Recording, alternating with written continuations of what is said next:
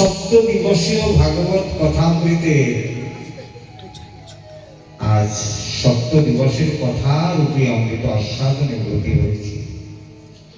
দেখতে দেখতে সপ্তদিবসীয় কথার 6টা দিন অতিবাহিত হয়েছে। আজকে সপ্তদিবস। আমাদের জীবন থেকেও ঠিক দিনগুলো এইভাবেই চলে যাচ্ছে, আমরা বুঝতে পারছি না, কারণ আমরা মায়াবদ্ধ জীব। মায়া আমাকে বুঝতে দিচ্ছে না যে আমার দিন তো কমেই যাচ্ছে, শুধু কমেই চলেছে, সামনে সময়টা কম।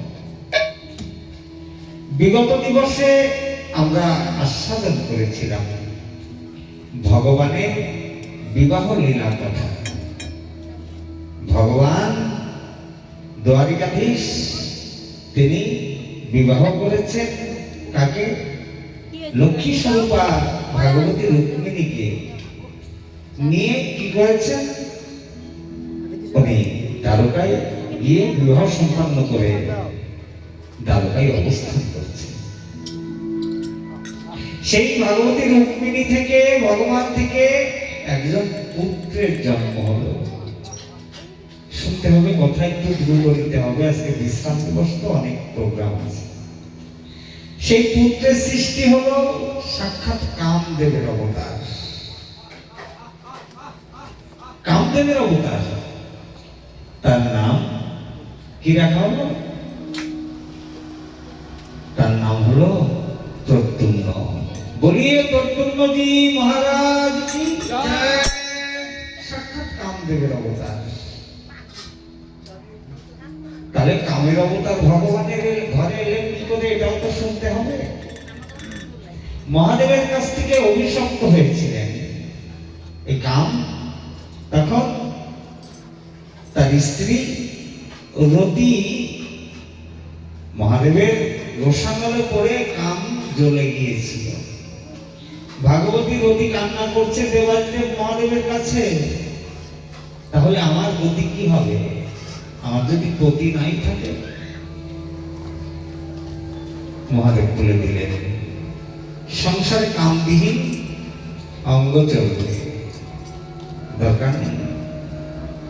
তাই কি হয়? তাহলে কি করা যাবে? দেবাদিদেব মহাদেব বললেন দেখো, কামকে ভস্মীভূত করে দিতে পারি আমি, কিন্তু কামকে জন্ম দেওয়ার বা কামকে সৃষ্টি করার সামর্থ্য আমার নেই, শুধু একজনেরই আছে। কেসে বলে যিনি কামের বীজ, সেখান থেকে তো কাম সৃষ্টি হবে। তা কামের বীজ কে? আমরা যারা মন্ত্র নিয়েছি তারা তো জানি, সে বীজের আধারই হলেন অখিল ব্রহ্মাণ্ডের নায়ক অনাদির আদি গোবিন্দ। তিনি ইচ্ছা করলে কামকে আবার জীবন দিতে পারেন। সেই কারণ মাত্রই আজকে কামের অবতার রাসলীলায় যে কামকে ভগবান ছুড়ে দিয়েছিলেন, সে অবতার রূপে কি হয়েছে? কামের অবতার আজকে ভগবানের প্রদ্যুম্ন প্রথম পুত্র রূপে জন্ম হয়েছে। জন্ম নিয়েছেন, কি হয়েছে? এদিকে সম্বরাসুর নামে এক অসুর, শুনতে হবে কথা। তারপরে বর ছিল ভগবানের বংশের হাতে তার মৃত্যু হবে, ভগবানের পুত্রের হাতে তার মৃত্যু হবে। সম্বরাসুর মনে মনে চিন্তা করছে ভগবানের কোন সন্তান সৃষ্টি হওয়ার খবর আমি শুনলেই তাকে মেরে দেব। অঙ্কুরে বিনাশ, একটু শব্দটা কেমন হচ্ছে দেখো তো, আমি মেরে দেব। জন্ম হয়েছে, সম্বরাসুর জানতে পেরেছে, এসেছে আজকে দ্বারিকাপুরী থেকে ভগবানের পুত্রকে চুরি করে নিয়ে গেছে। শুধু চুরি করে নিয়ে যায়নি, চুরি করে নিয়ে গিয়ে ওই বাচ্চাকে সমুদ্রের ভিতরে ফেলে দিয়েছে, মারা যাবে। তাই কি হয়? তাই তো হয় আমাদের ভাগ্যে, প্রভুর যা ইচ্ছা হয়। অনেক কাজ আমরা অনেকভাবে নিজেরা চেষ্টা করে ব্যর্থ হয়ে যাই, হয় না? আবার প্রভুর যেটা ইচ্ছা হয় তাই আমাদের কপালে হয়। সেই নাম প্রদ্যুম্ন। প্রদ্যুম্নকে কি করেছে? সমুদ্রের ভিতরে বিশাল মাছ তাকে খেয়ে নিয়েছে, পেটের ভিতরে ঢুকিয়ে নিয়ে গেছে, কিন্তু মৃত্যু হয়নি। এই মাছটা আবার পরবর্তীতে ধরা পড়েছে এক ব্যাধের জালে, ধীবরের জালে, ব্যাধ তো না, ধীবর মাছ মারে যারা, তাদের জালে ধরা পড়েছে। ধীবর মাছটিকে বিক্রি করেছে সেই আবার সম্বরাসুরের রাজ্যে, যে ফেলে দিয়ে গেল তার কাছে এবার চলে গেল মাছটা। এই মাছটাকে কি করতে হবে, রন্ধন ঘরে নিয়ে গিয়েছে। সম্বরাসুরের যে প্রাসাদ, সেই প্রাসাদে রান্নার জন্য আয়োজন করেছে। সম্বরাসুরের সেই প্রাসাদে অবস্থান করছেন এই কামের অর্থাৎ স্ত্রী রতি। কিভাবে অবস্থান করছেন, ছলনা ধরে মায়াবতী রূপে অবস্থান করছেন। তিনিও প্রতীক্ষা আছেন, দাসী রূপে ওখানে আছেন, প্রতীক্ষা করছেন কবে প্রাণনাথের সঙ্গে আমার সাক্ষাৎকার হবে। মাছটাকে নিয়ে গিয়েছেন, সেখানে রন্ধনশালায় পাঠানো হয়েছে। ভাগবতী রতি সেই মাছটাকে যখন কাটছেন, কাটতে গিয়ে দেখছেন মাছের পেটের ভিতর কিছু একটা দেখা যায়। অল্প কাটার পরে তিনি দেখলেন অপূর্ব একটা জ্যোতি বেরোচ্ছে। আস্তে আস্তে সাবধানে মাছটাকে কেটেছেন, পেটের ভিতর থেকে ওই বাচ্চাকে বের করেছেন। বাচ্চাকে বের করেছেন, কিন্তু কেমন যেন একটা অবস্থা আছে। এই ভাগবতী মায়াবতী বা সেই রতি, তিনি কি করেছেন, মায়া তো তার রসায়ন বিদ্যা দ্বারা সেই পুত্রকে 1 বছরের মধ্যে নিজে সাবধানে রেখে তাকে লালন পালন করলেন। মায়াবী বিদ্যা তথা রসায়ন বিদ্যা তাকে পূর্ণ যুবকের ন্যায় করতে। এদিকে সেবা করতে লাগলেন সেই ছোট বাচ্চাটাকে। কিন্তু বাচ্চাটা যখন বড় হয়ে গিয়েছে, 15 বছর মতো হয়ে গিয়েছে, যুবক হয়েছে, আস্তে আস্তে এই মায়াবতী বা রতির সেবার ভিতরে পার্থক্য দেখা দিল। আগে পুত্রবৎ সেবা করত, এখন স্বামীবৎ সেবা করছে। আগে পুত্রের মতো সেবা করতো, লালন পালন, আর এখন সেই রতি স্বামীর মতো যত্ন করছে। সেবার পরিবর্তন। এটি শোনা থেকে প্রদ্যুম্নজি বলছেন, হে দেবী তুমি কে? ছোটবেলাতে আমার পুত্র শ্রেণী লালন করলে, আর এখন সেবার পরিবর্তন দেখছি। এই রতি বা মায়াবতী তিনি সব কথা খুলে বললেন প্রদ্যুম্নকে। মহারাজ, পূর্বলীলায় আমি আপনার স্ত্রী ছিলাম, নাম রতি, এই লীলায় মায়াবতী হয়ে এসেছি। আর আপনি আমার স্বামী ছিলেন, পতিদেব ছিলেন, আপনি কাম। এই মহাদেবের রোষানলে পড়ে আপনি জ্বলে গিয়েছিলেন। পরবর্তীতে মহাদেবের ইচ্ছাতেই আপনি আবার ভগবানের ঘরে অঙ্গ পেয়েছেন। হ্যাঁ, অনঙ্গ ভাবে ভজন করতে বলেছিল, অনঙ্গ স্বরূপ চিন্তা করতে বলেছিল, কিন্তু যেখানে কাম নেই সেখানে কি হবে? অঙ্গ না থাকলে কাম ক্রিয়া করবে না। একসময় আস্তে আস্তে যুদ্ধবিদ্যা শিখালেন প্রদ্যুম্নকে। সংক্ষেপে সামনের দিকে এগিয়ে যাই। প্রদ্যুম্নকে অনেক যুদ্ধবিদ্যা শিখালেন। একসময় প্রদ্যুম্ন এবং মায়াবতী থেকে সেই শঙ্করাসুরের সঙ্গে যুদ্ধ করলেন। শঙ্করাসুরের সেখানে কি হলো? মৃত্যু হলো। মৃত্যু হওয়ার পর প্রদ্যুম্নজি কি করেছেন? মায়াবতীকে নিয়ে ফিরে এসেছেন নিজের মহলে, দ্বারকাপুরীতে ফিরে এসেছেন। কিন্তু যখন প্রদ্যুম্নকে নিয়ে সেই রতি ফিরে এসেছেন, মা রুক্মিণী তাকে চিনতে পারছেন না। কেন? এই প্রদ্যুম্নকে দেখতে অনেকটা ভগবান শ্রীকৃষ্ণ এর মতোই। একদম ভগবান শ্রীকৃষ্ণকে তাকালে, আবার তার পুত্র প্রদ্যুম্নকে তাকালে মাঝে মাঝে ভগবতী রুক্মিণী বিভ্রান্ত হতেন। কোনটা প্রতিদেব? তেজের অঙ্গ থেকে তার আগমন, তার একই রকম অবস্থা। অনেক লম্বা কথা, অত ভিতরে গেলে কথাই নামবে না। তৎপশ্চাৎ এই প্রদ্যুম্নের পুত্র হলেন বিবাহ অনিরুদ্ধ। হ্যাঁ, তার পুত্র বজ্রনাথ, অনেক কথা। এদিকে কি হয়েছে? পরীক্ষিত প্রশ্ন করছে, প্রভু এই যে আমরা শুনেছি ভগবানের নাকি 16,108 জন মহিষী, তাই একজনের কথা তো শুনলাম, আর কিছু তো কথা শোনান, বাদ বাকি বিয়ের কথাগুলো। আমরা তো বিবাহ দিয়ে শুরু করেছিলাম, গতকাল শেষ করেছিলাম বিবাহ অনুষ্ঠান দিয়ে। আজকে বাকি বিয়ের কথাগুলো ছিল, সংক্ষেপে যাবারই বলে যাই সে কাহিনীগুলো। সত্যপ্রভু বলছেন দ্বিতীয় বিবাহ হলো ভগবানের জাম্ববতীর সঙ্গে। জাম্ববতীর সঙ্গে কিভাবে বিবাহ হলো শুনতে চাই। বলছেন দ্বারিকাপুরীতে এক রাজা ছিলেন, সেই রাজার নাম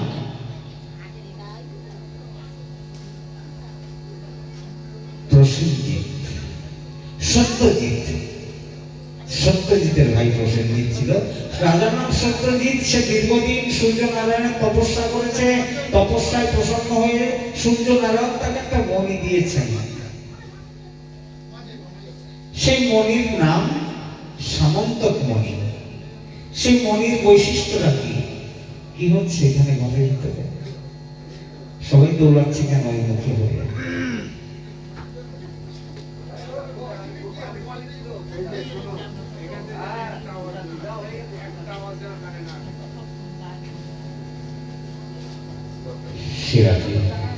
কি হচ্ছে ওখানে ঘরে?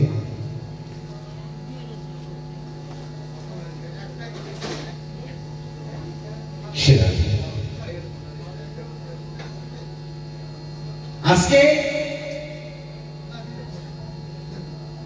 সেই সত্যজিৎ তপস্যা করে সামন্তক মণি পেয়েছেন সূর্যনারায়ণ।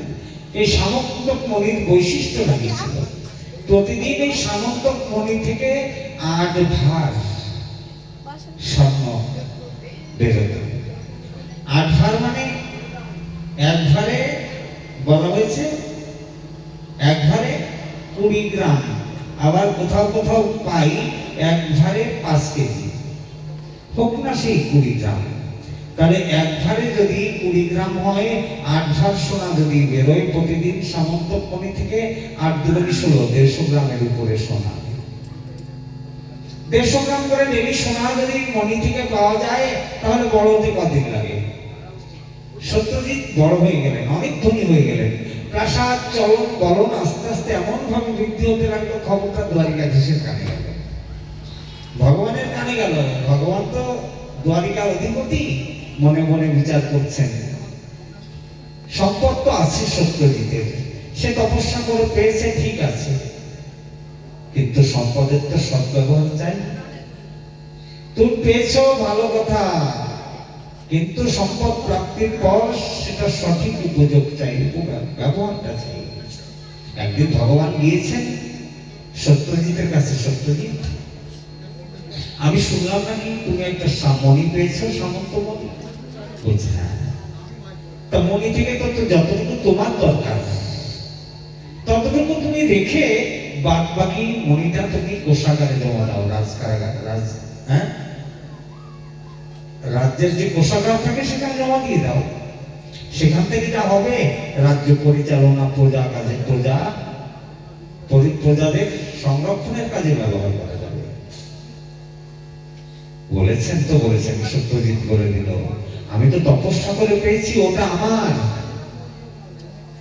ভগবান বললেন জিনিসটা তুমি পেয়েছো, ওটা তোমার। তা জিনিসের সদ উপযোগ করো। তোমার প্রয়োজন শেষ হয়ে গিয়েছে, এখন দেশের কাজে লাগাও, সমাজের কাজে লাগাও। শুনলাম ভগবান দেখলেন তার জিনিস, আমি এর চাইতে বেশি কি বলি, আমাকে লোভী বলবে। এই একটুখানি কথা বলতে গিয়ে ভগবানের কলঙ্ক লেগেছিল, সেটাও বলছি একটু পরে। ভগবানের গায়ে কলঙ্ক লেগে যায়, দিল না। এদিকে সত্যজিৎ কি করেছে, মণিটা রেখে দিয়েছে তার ঘরে এক জায়গায়। ভগবান চলে গিয়েছেন দ্বারকায়, দ্বারকায় চলে গিয়েছেন হঠাৎ করে। সেই সামন্তক মণিটা কাছে নিয়ে পরে এই সত্যজিতের ভাই প্রসেনজিৎ সে গিয়েছে একদিন শিকার করতে গিয়েছে। এই প্রসেনজিৎ যখন শিকার করতে গিয়েছে,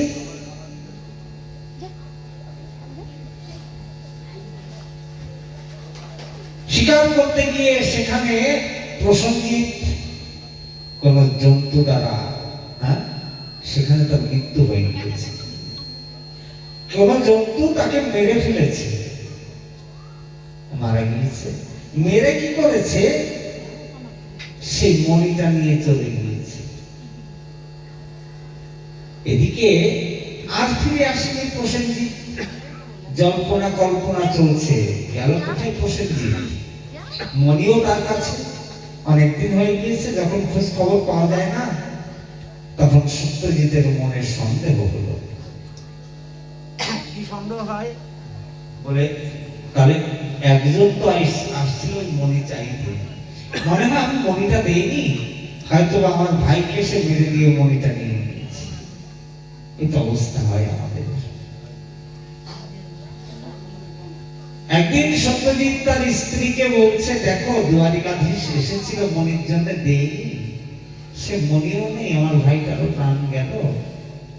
আমার তো ধারণা দ্বারিকাধীশ এটা করেছে, আর যাবে কোথায়? তার স্ত্রী শুনেছে, আর স্ত্রী জাতির কাছে বলা মানে কি? হাতে হাড়ি ভাঙে গেল। তোমরা কেউ কিছু মনে করো না, কোন মহিলার কানে যদি কোনো কথা যায় না, সে কথা এক মুহূর্ত পেটে পৌঁছবে না, সঙ্গে সঙ্গে দিদির কাছে না বলতে বলে। আর এই জন্যই কিন্তু অশান্তিটা আমাদের সমাজে সংসারে বেশি হচ্ছে। দিদির কাছে বলা, এর কাছে বলা, ফোন না করতে পারলেই ভালো লাগে না কিছু হলে। আর এজন্যই সংসার অশান্তি লেগেই থাকে, বলো রাতে রাতে। আজকে সে আবার গিয়ে আর এক দিদির কাছে বলেছে, শুনেছিস দ্বারিকাধীশ মনে হয় আমার দেবরকে মেরে। সে আবার আরেকজনকে বলছে, কর্ণে কর্ণে কানে কানে, চাঁদকে ভেসে গিয়েছে। খবরটা দ্বারিকাধীশের কাছে গিয়েছে। দ্বারিকাধীশের কাছে যেতেই দ্বারিকাধীশ দুঃখ পেলেন, আমার উপর এত বড় কলঙ্ক লেগে। ঠিক আছে, দেখি কোথায় আছে সে সামন্তক মণি, বা সেই সত্যজিতের ভাই প্রসেনজিৎ কোথায় আছে। সমস্ত সেই যদুবংশীদের নিয়ে ভগবান সেই প্রসেনজিৎ এবং সেই সামন্তক মণির খোঁজে বেরিয়েছে। খুঁজতে খুঁজতে জঙ্গলের ভিতর দিয়ে চলছেন, চলতে চলতে দেখছেন সেই প্রসেনজিতের মৃতদেহ পড়ে আছে, সেখানে মণি নেই।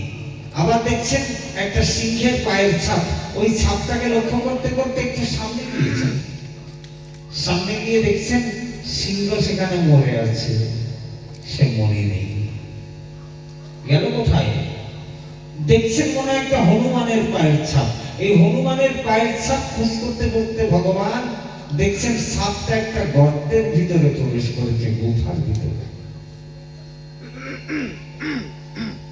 গুফার ভিতরে প্রবেশ করেছে, বিরাট গুফা। ভগবান সমস্ত যদুবংশীদের বললেন, শোনো না, মণি এই গুফার ভিতরে আছে, যেখানেই থাক, তা তোমরা এই গুফার উপরে এখানে অবস্থান করো, আমি দেখি কত দূরে আছে। তবে হ্যাঁ, তোমরা 15 দিন এক পক্ষ আমার জন্য অপেক্ষা করবে। এখানে কিন্তু অনেক কথা, অনেক সিদ্ধান্ত আছে।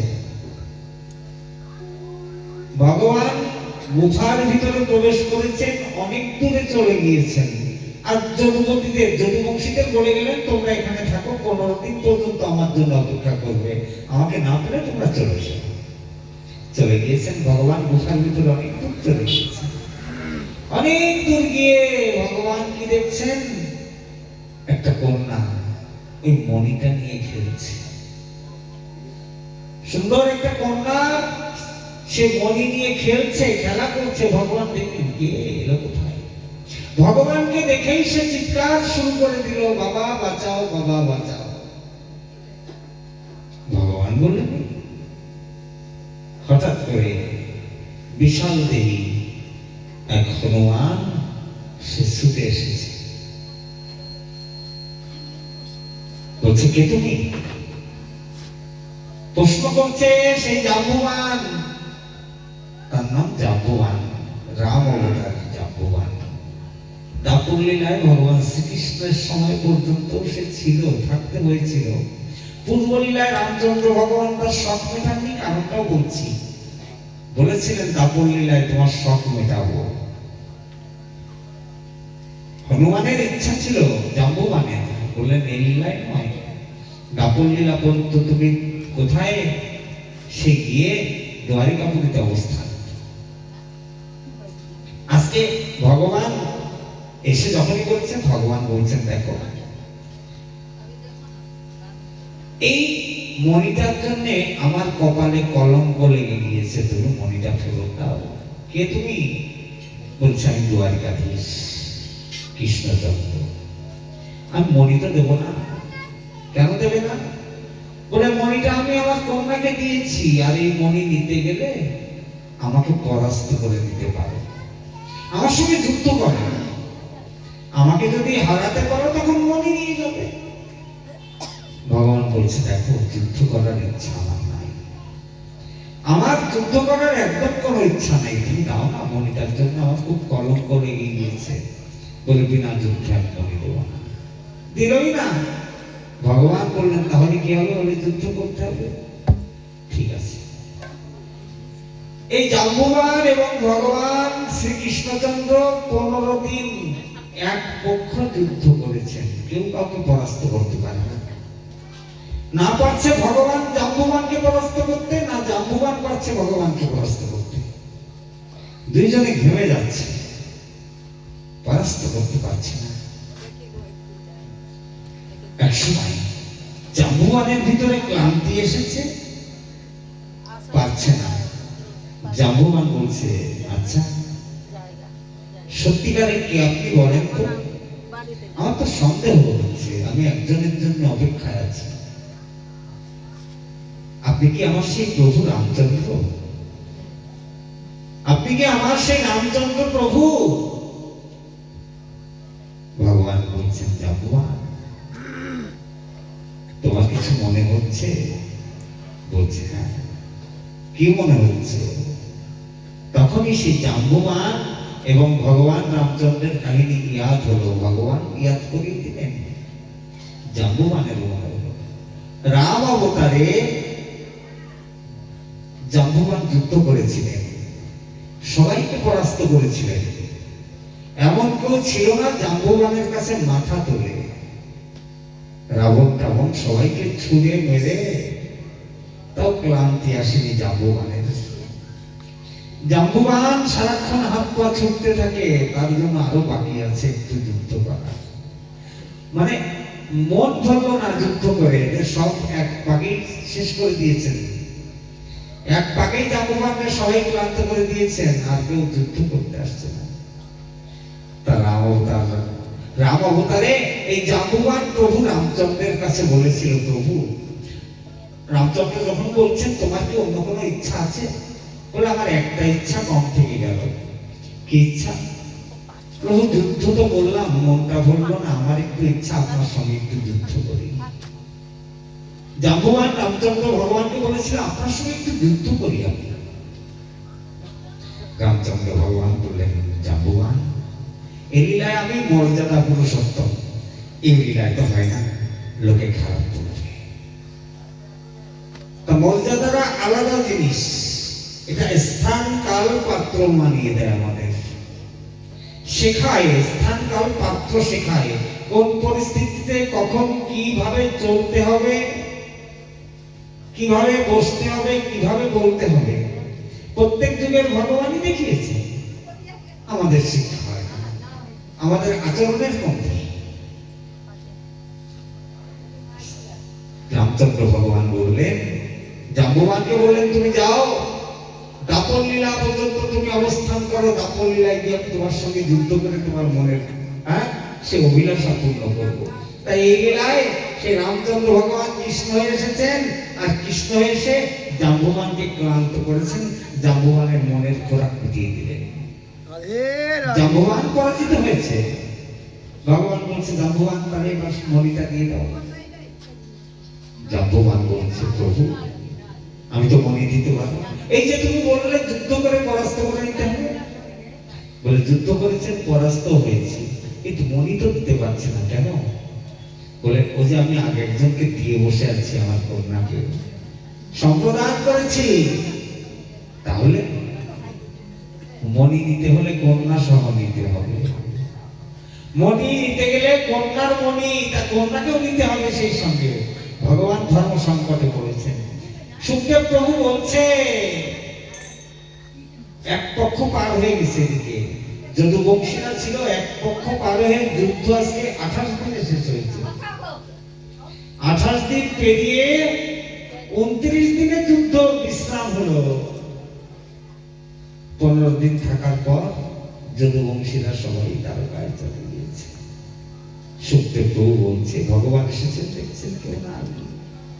সুখদেব প্রভু বলছে দেখেছ, এই হচ্ছে দ্বারকাবাসীর প্রেম, আর ওই হচ্ছে ব্রজের প্রেম। দ্বারকাবাসী ভগবানকে কতটুকু ভালোবাসে বুঝতে পেরেছো? তার সংসারের লোক, তারই বংশের লোক এসেছিল, তাকে ভালোবাসতে পারেনি। কেমন ভালোবাসতে পারেনি?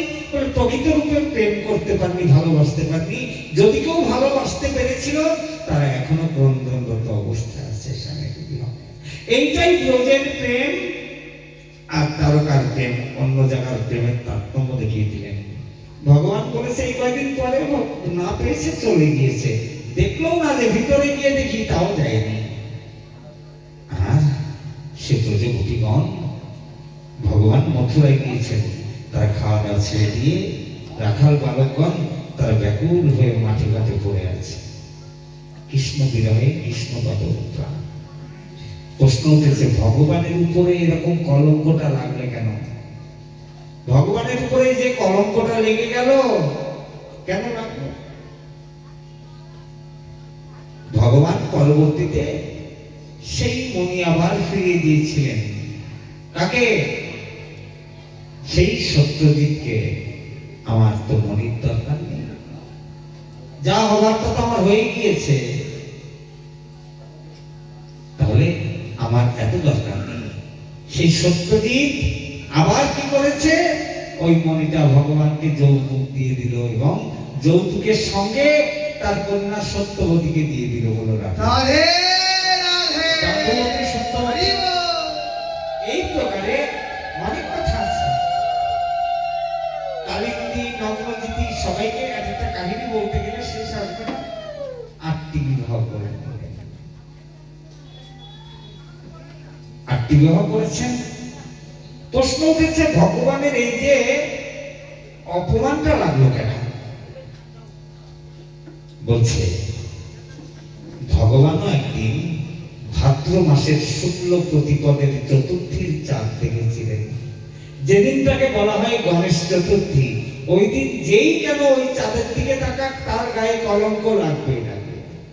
এই জন্য ভাদ্র মাসের শুক্ল চতুর্দশীর চাঁদ দেখতে নেই, কলঙ্ক তোমার গায়ে লাগবে, যেটাকে গণেশ চতুর্থী বলা হয়। সবাই শুনছে তো? পরীক্ষা আবার পরীক্ষিত প্রশ্ন করছে, এ তো 8-এর কথা হলো, বাদ বাকি 16,000 দিয়ে কি করে হলো একটু জানান? এক সময় পৃথিবীতে এক অসুরের অত্যাচার করে গিয়েছে। সেই অসুরের নাম, সে সমস্ত রাজাদের যুদ্ধ করে পরাস্ত করে তাদের কুমারী কন্যাদের নিয়ে জেলখানায় আটকে রাখে, কয়েদখানা বানিয়েছে, সেখানে বন্দী করে। সে একটা সংকল্প করেছে, আমি 1 লক্ষ একসঙ্গে বিয়ে করব। সেই অসুরের নাম নরকাসুর। তার আরেকটা নাম ভৌমাসুর, কারণ ভূমি থেকে, বসুমাতা থেকে তার উৎপত্তি। সেও কিন্তু আবার ভগবানের শক্তির থেকে উৎপত্তি হয়েছে। অনেক কথা কি হয়েছে? প্রায় দেবতাদেরকে বিরক্ত করে, একে বিরক্ত করে, ওকে বিরক্ত করে। সমস্ত রাজাদের যুদ্ধকালে হঠাৎ হঠাৎ গিয়ে পরাস্ত করে, তাদের সব ছিনিয়ে নেয়। ছিনে নিয়েও আসে, তাদের কন্যাদের এনে বন্দী বানায়। সমস্ত দেবতারা অতিষ্ঠ হয়ে গিয়েছে, ভগবানের স্মরণ নিয়েছে। প্রভু একই শুরু হলো, আপনি বাঁচান। ভগবান সব শুনলেন। নারীর জাতির উপরে অত্যাচার, এ তো মেনে নেওয়া যাবে না।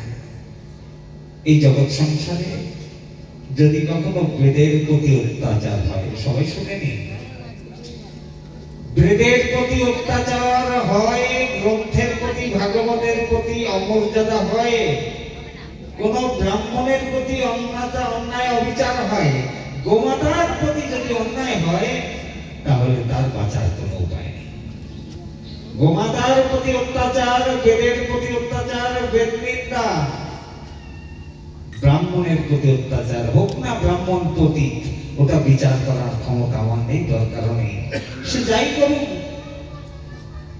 তার আচরণ ঠিক না থাক আমি দেখতে যাব না, কিন্তু তাকে আমি সে ব্রাহ্মণ কুলে জন্ম নিয়েছি, তার বিচার আমি করতে পারবো না।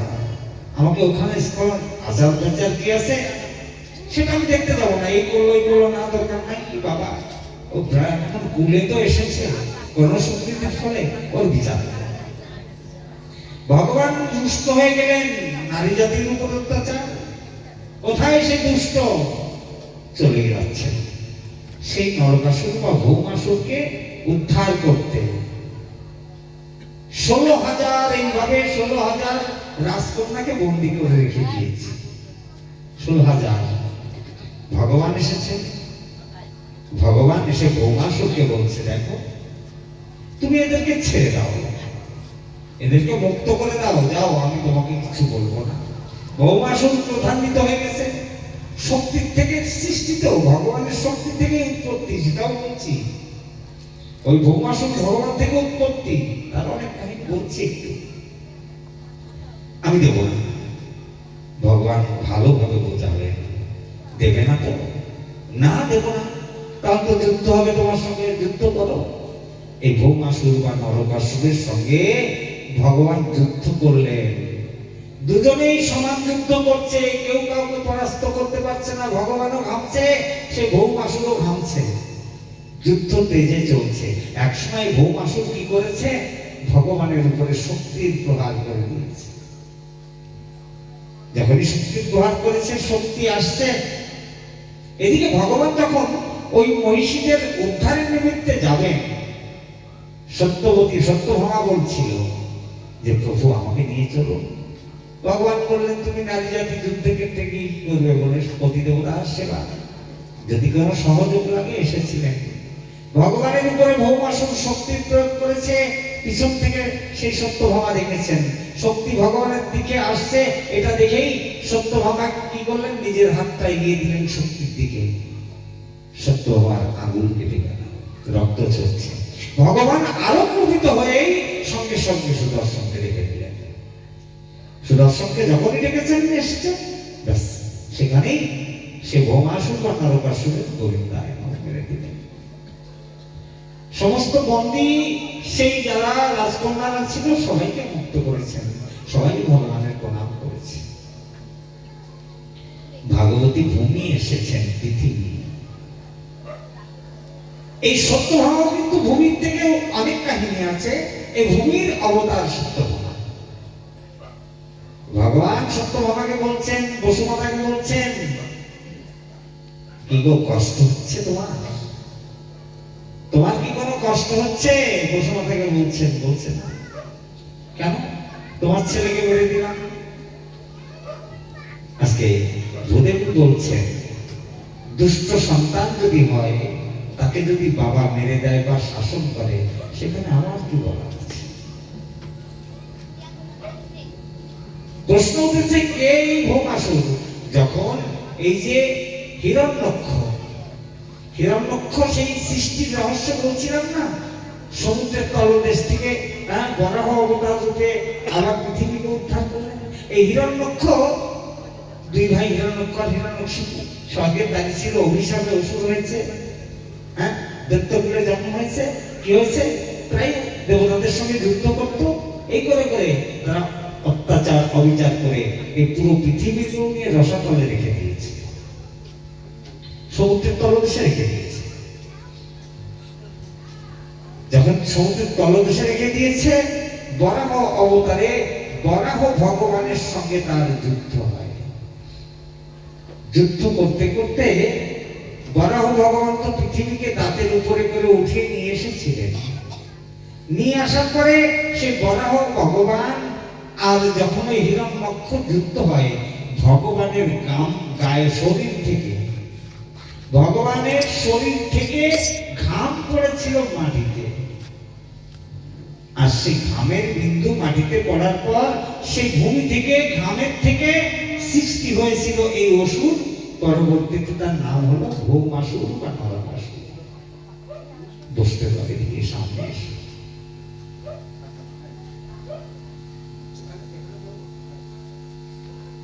নরকাসুরের সৃষ্টি হলো। কি হয়েছে? ভগবান সব মহিষীদের মুক্ত করেছেন। মহিষীরা যখন মুক্ত হয়েছে ভগবানকে প্রণাম করছে। ভগবান বলছে ঠিক আছে, তোমরা তো এখন মুক্ত, তোমরা আপন আপন ঘরে চলে যাও। বলছে যাবো কোথায়? সেই মহিষীগণ রাজকন্যাগণ বলছেন আমরা যাবো কোথায় প্রভু? মুক্ত করেই বা লাভটা কি হলো? বলে যার যার ঘরে চলে যাও। বলছে আমাদের ঘরের লোক তো আমাদেরকে গ্রহণ করবে না। কেন করবে না? বলছে এতদিন ঘরের বাইরে আছি, নারী জাতি, আমাদের সমাজকে আর আমাদেরকে গ্রহণ করবে?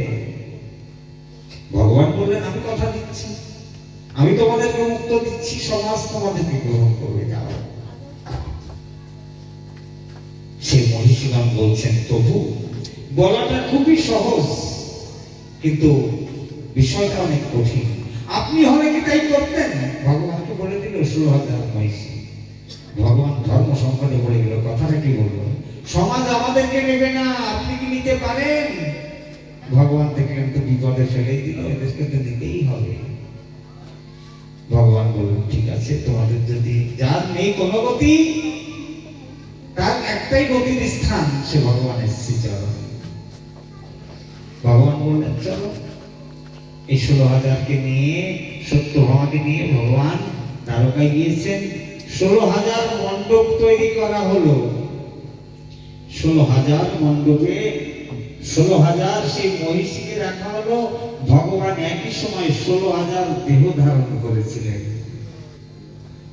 একই দেহ নিয়ে 16,000 মণ্ডপে 16,000 মহিষীকে তিনি বিয়ে করেছিলেন।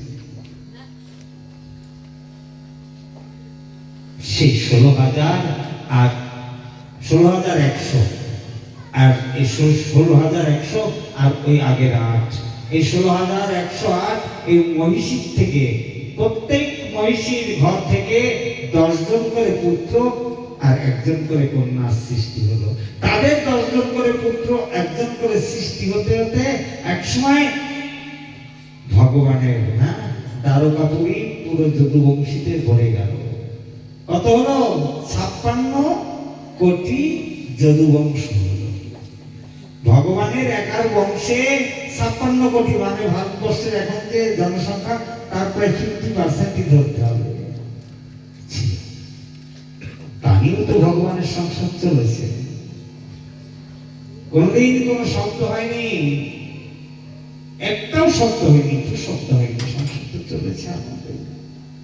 নারদ একদিন মনে মনে বিচার করছে,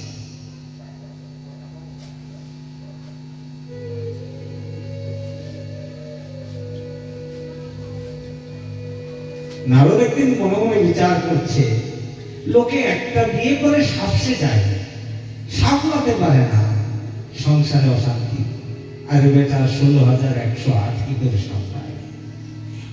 নারদ জানে না, আমাদের মতো মূল জীব জানে না, অখিল ব্রহ্মাণ্ড যিনি সৃষ্টি করেছেন তার অসাধ্য কি বা হতে পারে? তার ইঙ্গিতেই তো সব চলছে। আমরা বুঝি না, আমাদেরও মালিক তিনি, আমাদের পরম পিতা তিনি। নারদ মনে বিচার করে পরীক্ষা করতে হবে কি করে সামলায়। একদিন দেবশ্রী নারদ দ্বারিকাপুরীতে এসেছে। দ্বারিকাপুরীতে এসে সোজা চলে গিয়েছে ভাগবতী রুক্মিণীর ঘরে। যখনই গিয়েছে ভগবান বসেছিলেন আসলে, তার নিজের আসলে।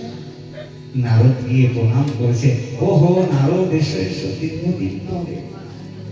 ভাগবতী রুক্মিণীও তাকে সুন্দর করে স্বাগত করলেন, বসতে দিয়েছেন। কিছু সময় ভগবানের সঙ্গে কথোপকথন হলো নারদের, কেমন আছো প্রভু, কেমন চলছে? ভগবান বললেন নারদ ভালোই চলছে, তো অসুবিধা নেই। আচ্ছা আচ্ছা, এত সামলাও কি করে দেখি, বসো। ভগবান বলছেন বসো নারদ। নারদ বলছে প্রভু আজকে বসবো না, আমার জরুরি কাজ আছে, তবে হ্যাঁ আমি পরে আসবো। এই বলে নারদ কিন্তু কোনো জরুরি কাজে গেল না। সে রুক্মিণীর ঘর থেকে নারদ চলে গেছে, এখানে ভগবানই আছে, তা ওদিকে সত্যভামার কি করছে দেখি। সত্যভামার ঘরে গিয়ে জয়টা এই জায়গা ঘর থেকে সত্যভামা বেরিয়ে এসেছে। কেমন আছেন মাতাশ্রী? ভালো। নারদ তুমি কেমন আছো? ভালো। প্রভু কই? প্রভু কোথায়? প্রভু ওই যে স্নান থেকে এসে কাপড় পরিবর্তন করছেন। নারদ ভাবছে কি ওইখানে দেখে আসলাম বসে কথা বলছে, এই ঘরে দেখি স্নান করে এসে কাপড় পরিবর্তন করছে। বসো বসো। না না বসবো না, দেখি যেতে হবে, ব্যস্ত। গেল আর না, গিয়েছে কালিন্দির ঘরে। জানটা কালিন্দি বেরিয়েছে, এসো না। প্রভু কই? দেখো যে ঠাকুর ঘরে পূজা করছে। না ভাবছে কি চালাকি করছেন আমার সঙ্গে?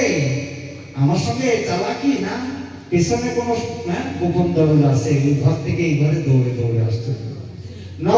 নগ্নজ্যোতি, কালিন্দী, মিত্রবৃন্দা যেখানেই যায় কখনো গ্রন্থ পড়ছে, কখনো ছেলে পেলেদের সঙ্গে খেলা করছে, কখনো ঠাকুর সেবা করছে। যেখানেই যাই সেখানেই ভগবান দেখছেন।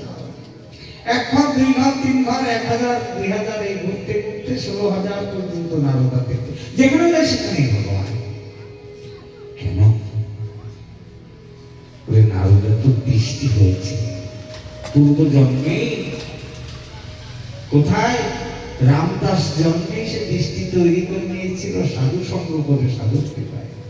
তাই নারদের মতো লোক, নারদের মতো ঋষি সর্বত্রই ভগবানকে দর্শন করে, নারায়ণ নারায়ণ করতে থাকে। যার মুখে নারায়ণ ছাড়া দ্বিতীয় শব্দ নাই।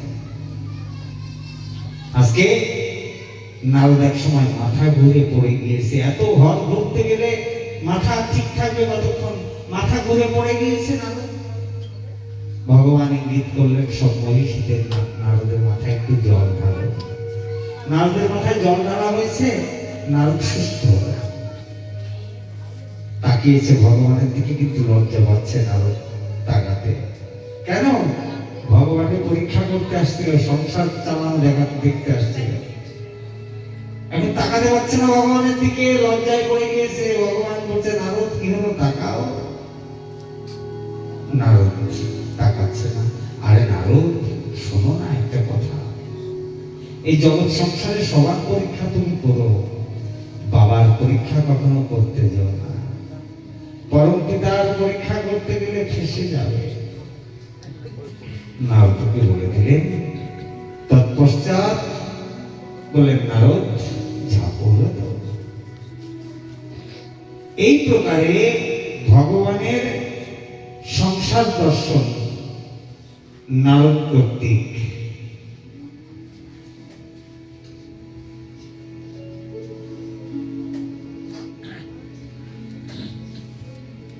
তৎপশ্চাৎ আজকে দারুকাপুরী ঠিক ঠিকই চলছে। পরীক্ষিত প্রশ্ন করেছে সুখদেব প্রভুকে, প্রভু একটা কথা বলবো? বলো পরীক্ষিত। বলছে শুনেছি ভগবানের নাম দীনবন্ধু। ভগবান নাকি দীনবন্ধু। তা কেমন দীনবন্ধু? কেমন ভাবে তিনি দিনের উপরে? দিন মানে কি তোমরা জানো? দিন মানে দিনের প্রকৃত অর্থ। দিন কথাটার প্রকৃত অর্থ তোমরা জানো? দিন মানে দৈনতার প্রতিমূর্তি, দিনের বন্ধু। অর্থাৎ যারা ভগবান ছাড়া আর কাউকে জানতেই চায় না, তারা দৈন হয়ে গিয়েছে।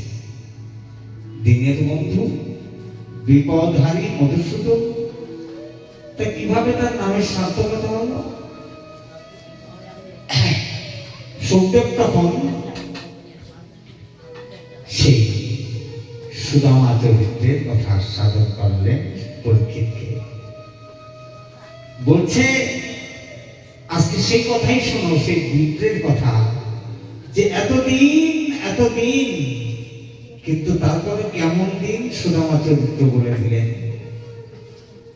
বলে এতদিন এত দরিদ্র, কিন্তু দরিদ্রতার মাঝেও কখনো ভগবানের সেবা ছেড়ে দেয়নি। ভগবানের সেবা ছেড়ে দেয়নি।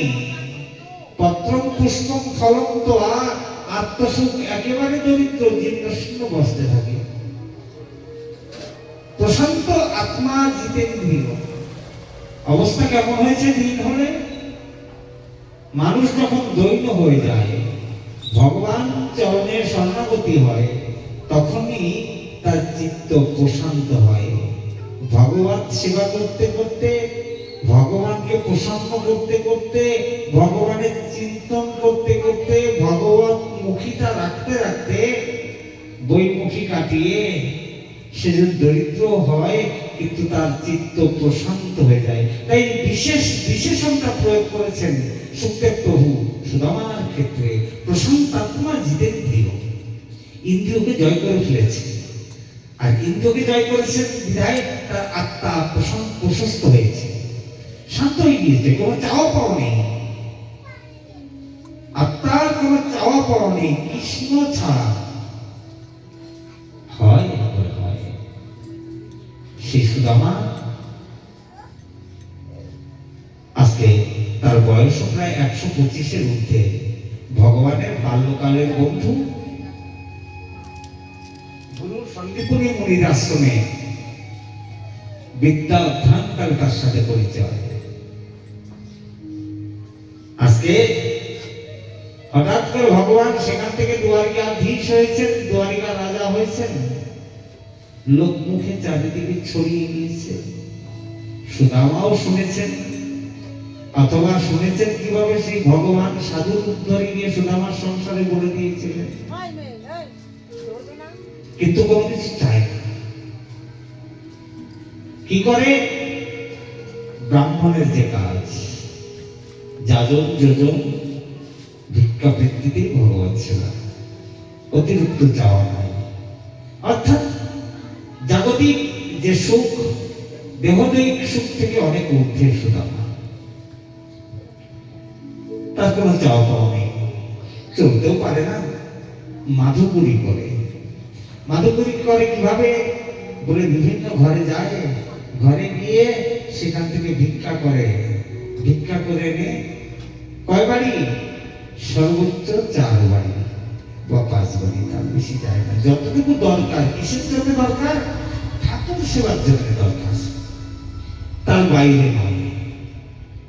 আপনারা সচী মাতার গল্প শুনেছেন? ধামেশ্বরে মহাপ্রভু তো অপ্রকট গিরায়, সচী মাতা ছিলেন, ধামেশ্বরের সেবা করতেন। তার সেবাটা উনি যতদিনই ছিলেন হরিনাম করতেন, তন্দুর রাখতেন, যতটুকু হতো তাই দিয়ে রান্না করে ভোগ লাগাতেন মহাপ্রভু।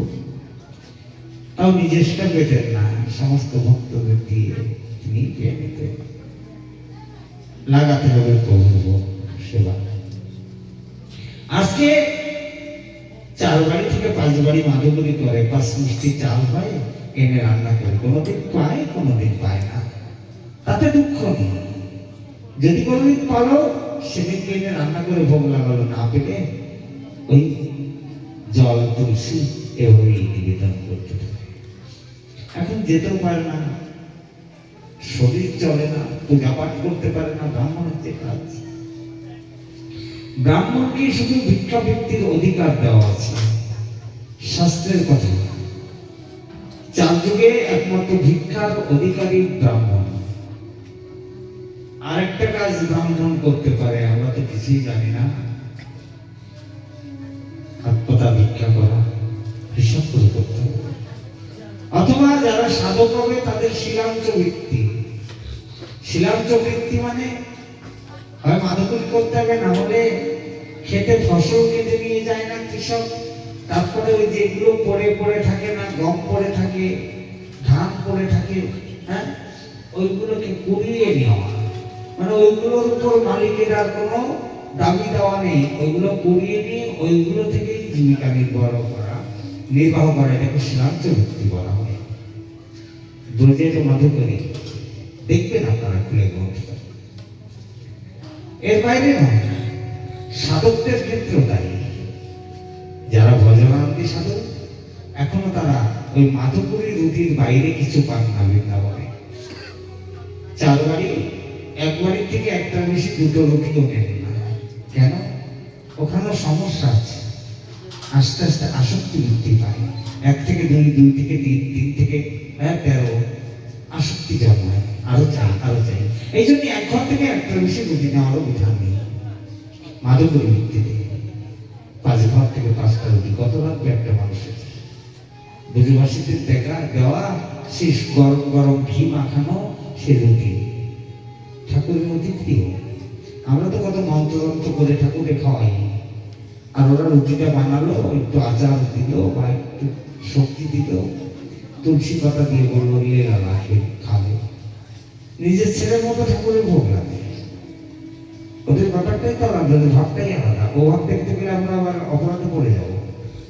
আমাদের সেবা ওদের সেবা অনেক, ওদের ঘরের ছিল তারতম্য এটুকুই, সেভাবেই করলাম।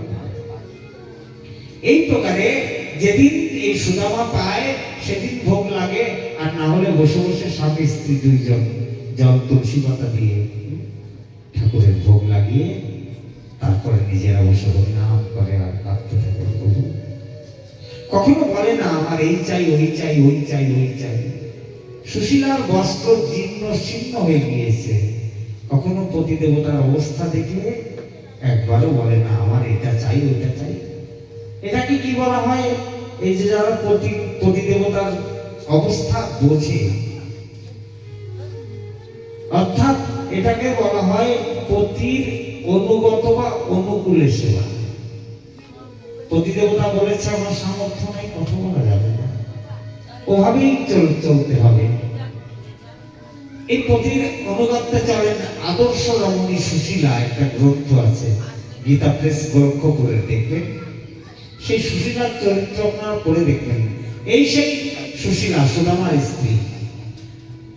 কিন্তু সুশীলা, সুদামা তো কিছুই চায় না। সুশীলার মনে মনে একটু চাওয়া ছিল, এত দরিদ্রতা, এটা নিয়ে চলে কি করে? সুদামার মন পরিবর্তন হয়ে গিয়েছিল, সেখানে সুশীলার মনে চাওয়া ছিল একদিন ভগবান একজন সাধু ছদ্মবেশ ধরে এসেছেন সুদামার ঘরে। সুদামা তখন ভিক্ষা করতে চলে গিয়েছে, ভিক্ষা করতে চলে গিয়েছে, ভগবান এসেছেন সাধুর রূপ ধরে। ভিক্ষা দাও, ভিক্ষা দাও। সুশীলা লজ্জা পেয়ে গিয়েছে, পতিদেবতাও ঘরে নেই। আরে পতিদেবতা ঘরে নেই জন্যই তো সাধু এসেছে। এ সাধু বাবা একটু জল নিয়েছে তুলসী পাতা দিয়ে, এটা নিয়ে নিন, এর বাইরে আর ঘরে কিছু নাই। সাধু বুঝতে পেরেছেন, হাসছেন। বুঝছি কেন? বলছে আমার পতিদেবতার বয়স হয়ে গিয়েছে, কোনো কাজ করতে পারে না, মাধবপুরী করতে যায়, যেদিন পায় সেদিন এনে হয়তো ঠাকুরের কিছু ভোগ লাগে। বলে তোমরা? বললাম ঠাকুরের লাগলে পাই, ঠাকুরকে না লাগাই পাই না। সেবাটা কেমন হয়? আমি খাচ্ছি খুব, আমার ঠাকুরকে জল মাখন, জল আর মিষ্টি দিয়ে বসায় রেখে দিচ্ছি, ওটা সেবা নয়। ঘরে গাদা গাদা ঠাকুর রেখে দেই, ঠাকুর সেবার খবর নেই। সেবা অপরাধ যাকে বলে, বলতে গেলে সবাই কষ্ট পায়। এটা নয়, তোমার রাখার দরকার নেই। তাদের কি পাহারাদার মনে করে বাড়িতে আটকে রেখেছ? ঠাকুরকে কি পাহারাদার না লোক দেখানোর জন্য রাখা হয়? করলে সেইভাবে করবে, না হলে অপরাধে কেউ করো না। তাকে বাড়ি রেখেছো মানে তাকে কিছু দিতে হবে। সে তো তোমার জীবনেরই পাহারাদার, শুধু বাড়ির না। তিনি মালিক, তিনি আমার সবকিছুরই পাহারাদার। তার সম্পদ তিনি তো দেখেই রাখবেন, আমিও তার সম্পদ। আমি তা হতে পারছি না তো, এই যন্ত্রটা আমি হয়ে গেলে তো সব সম্পদ তারই হতো। আমি হতে পারলাম না, সম্পদটা অর্পণ করবো কিভাবে? আজকে বলছে কিছু নেই। আচ্ছা, সাধু বলছে তোমরা এত দরিদ্র, অথচ তোমার স্বামীর বন্ধু সে তো দ্বারকার রাজা, তুমি জানো না? তোমার পতিদেবতা যে সুদামা, তার একটা বাল্য বন্ধু আছে, একসঙ্গে গুরুদেবের সেই কোথায় অবন্তিকাপুরীতে বিদ্যা অধ্যয়ন করেছিল, সেই বন্ধু তো এখন দ্বারকার রাজা হয়েছে। তার কাছে একটু পাঠিয়ে দিলে তোমাদের দৈন্যতা কেটে যায়। হ্যাঁ, তোমাদের দরিদ্রতা কেটে যায়। দ্বারিকানাথ ছদ্মবে চলেছেন, সাধুর মুখ ধরে সে বলে দিয়ে যাচ্ছে, চলে গিয়েছে বলে সুদামা ফিরে আসছে, আজকেও কিছু পাইনি। হঠাৎ করে সুশীলা বলছে, কিছু পেয়েছ আজ? বলছে, না সুশীলা, আজকেও কিছু পেলাম না। ঠিক আছে, 2 দিন তো মানুষ একদিনে একটা একাদশী করে, আমরা না 2 দিন একাদশী করবো? হ্যাঁ, এক পক্ষে একটা একাদশী করে আমরা 2টোই করবো, না 3টেই করবো?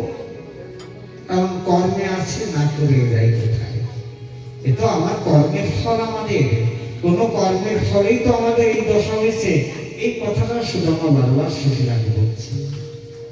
তারও অনেক কারণ। অবন্তিকা বলতে ভগবানের তিনি ভাগ খেয়ে নিয়েছিল সুদামা। হ্যাঁ, গুরুদেবের গৃহে গুরুমা দিয়েছিল, সেটা সুদামা খেয়ে নিয়েছে, ভগবানকে লুকিয়ে। ভগবানের ভাগ। আজকে তাই যদি হয়, সুদামা বলছে, ঠিক আছে বসো, ঠাকুরের কথা বলি। ঠাকুরের কথা বলতে বলতে হঠাৎ করে সুশীলা বলছে, জানো আমার দুঃখ কোথায়? আজকে একজন সাধু এসছে, এসে বলছে, কি বলছে সুদামা? সাধু মাধব দিতে আসছিল, আমি তো দিতে পারলাম না। সাধু আমাকে জানিয়ে দিল, সবাই শান্ত হয়ে বসো, চেষ্টা করবো তাড়াতাড়ি তোমাদেরকে কষ্ট না দেওয়ার জন্য।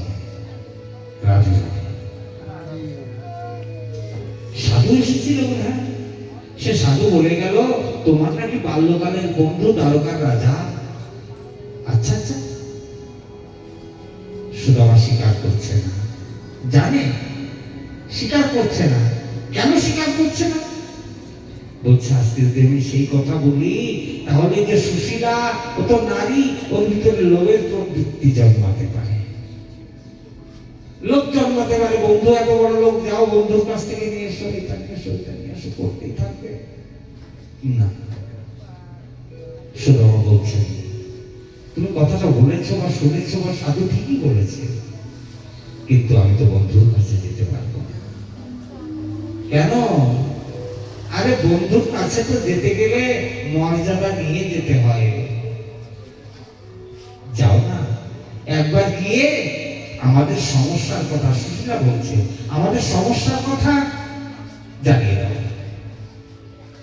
সে নিশ্চয়ই তোমার উপরে। সুশীলাকে আজকে সুদামা বলছে, আমি পারবো না, আমি কথাটা তাকে বলতে পারি না। অনেক বুঝিয়েছে। সুদামা বলছে, তার বন্ধুর বাড়ি যেতে গেলে তো কিছু নিয়ে যেতে হয়। কি নিয়ে যাবো? আমার ঘরে তো একটা চালের তন্দুলও নেই, কি নিয়ে যাবো? আসছে কোথায়? দ্বারিকার রাজা ধীরাজ, কত মণি মাণিক্য মুক্তা তার ঘরে, আর আমি কোথায়? দিনহীন কাঙাল। সুশীলা বলল, ঠিক আছে, আমি তোমাকে ব্যবস্থা করে দেব। কি ব্যবস্থা করলো সুশীলা? বলে, কিছু নিয়ে যাবে, আমি নিজেই নিয়ে আসবো, আমি তোমাকে দিয়ে দেবো। সুন্দর একটা পুরানো কাপড় বের করেছে, আর সুশীলা নিজেই বেরিয়ে গেছে, 4 বাড়িতে গিয়েছে। 4 বাড়ির থেকে 4 মুষ্টি চাল কর্জ বা ঋণ করেছে, 4 বাড়িতে কর্জ করেছে। এই তো কথা। সুদামা অভিমানী, সে তো দ্বারিকাধীশকে গিয়ে বলতে পারবে না, আমি গরিব, আমাকে কিছু দিয়ে দাও। সুশীলা এটা চালাকি করলো। আরে যদি সেই ধারই নিতে হয়, 1 বাড়িতে 4 মুঠ নাও, 4 বাড়ি থেকে নেওয়ার দরকার কি? নিল এই কারণেই যে 4 বাড়ির চাল তো 4 রকমের হবে, আর ওই কাপড়ের পুটলিতে যখন 4 রকমের চাল দেব, আমার স্বামী তো মুখ দিয়ে কিছু বলবে না, কিন্তু স্বামী যখন গিয়ে চালটা ভগবানকে দেবে, ভগবান দেখেই বুঝতে পারবে এর দশা কেমন চলছে। এই হচ্ছে যারা প্রকৃত কৃষ্ণ ভক্ত হয়ে যায়, তাদের ভিতরে চাল। সুশীলা গিয়েছে, 4 বাড়ি থেকে 4 মুষ্টি চাল নিয়ে সে পুটলিতে বেঁধে দিয়েছে। এসো নাথ, তোমার বন্ধুর কাছে চলে যাও, তাকে দেখে এসো। দেখতে তো মন চায়, ছোটবেলার একসঙ্গে পড়েছো, বাল্যকালের বন্ধু, দেখতে মন চায় না? ওটা মন চাইলে স্বাদ আছে, সাধ্য নাই। মনে স্বাদ জাগে, কিন্তু যেতে গেলে তো সাধ্যেরও দরকার। সাধ সাধ্য উভয় না হলে বোঝা হবে।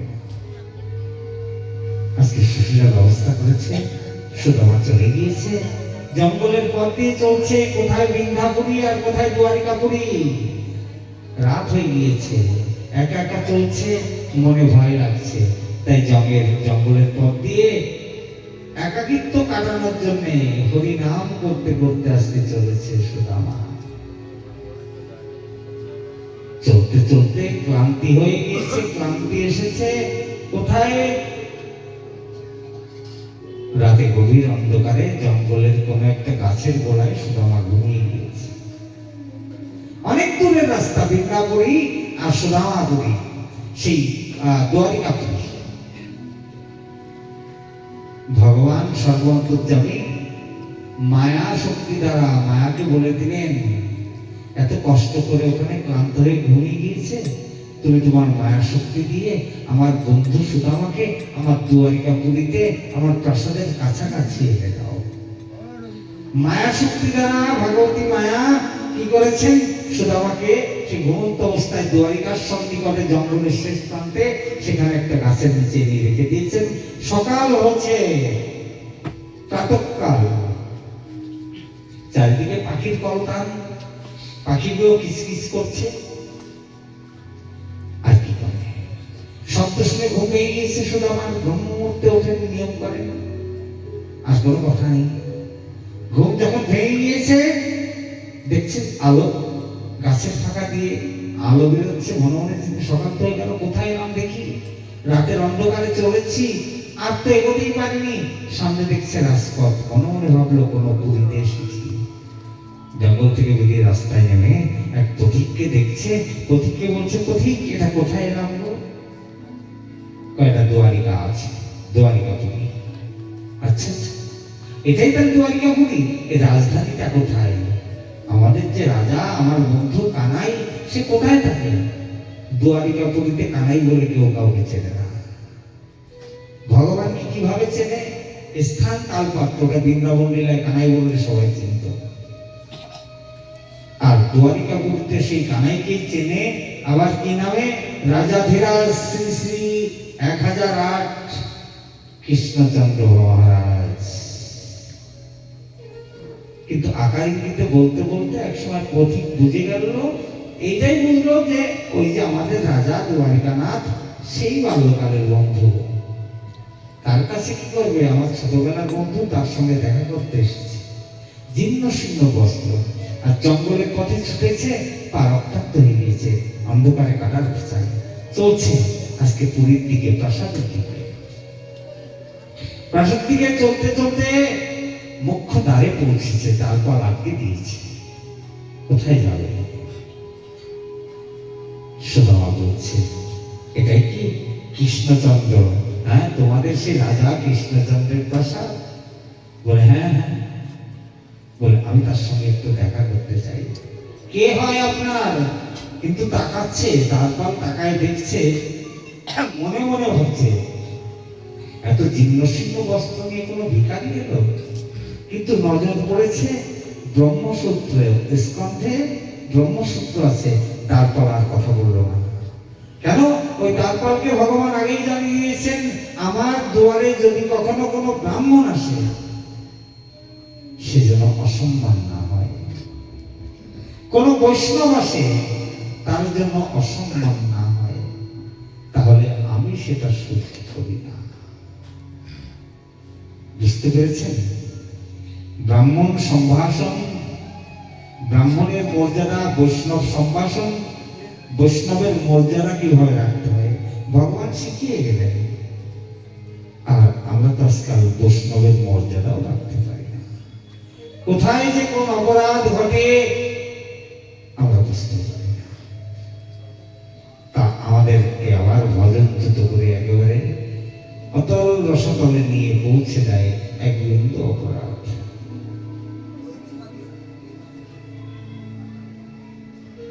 চলে গিয়েছে। বলছে ডেকে দেবে? কে হয়? আমার বাল্যকালের বন্ধু। কি নাম তোমার বলো? বলছে বলো গিয়ে, তোমার ছোটবেলার বন্ধু সুদামা এসেছে।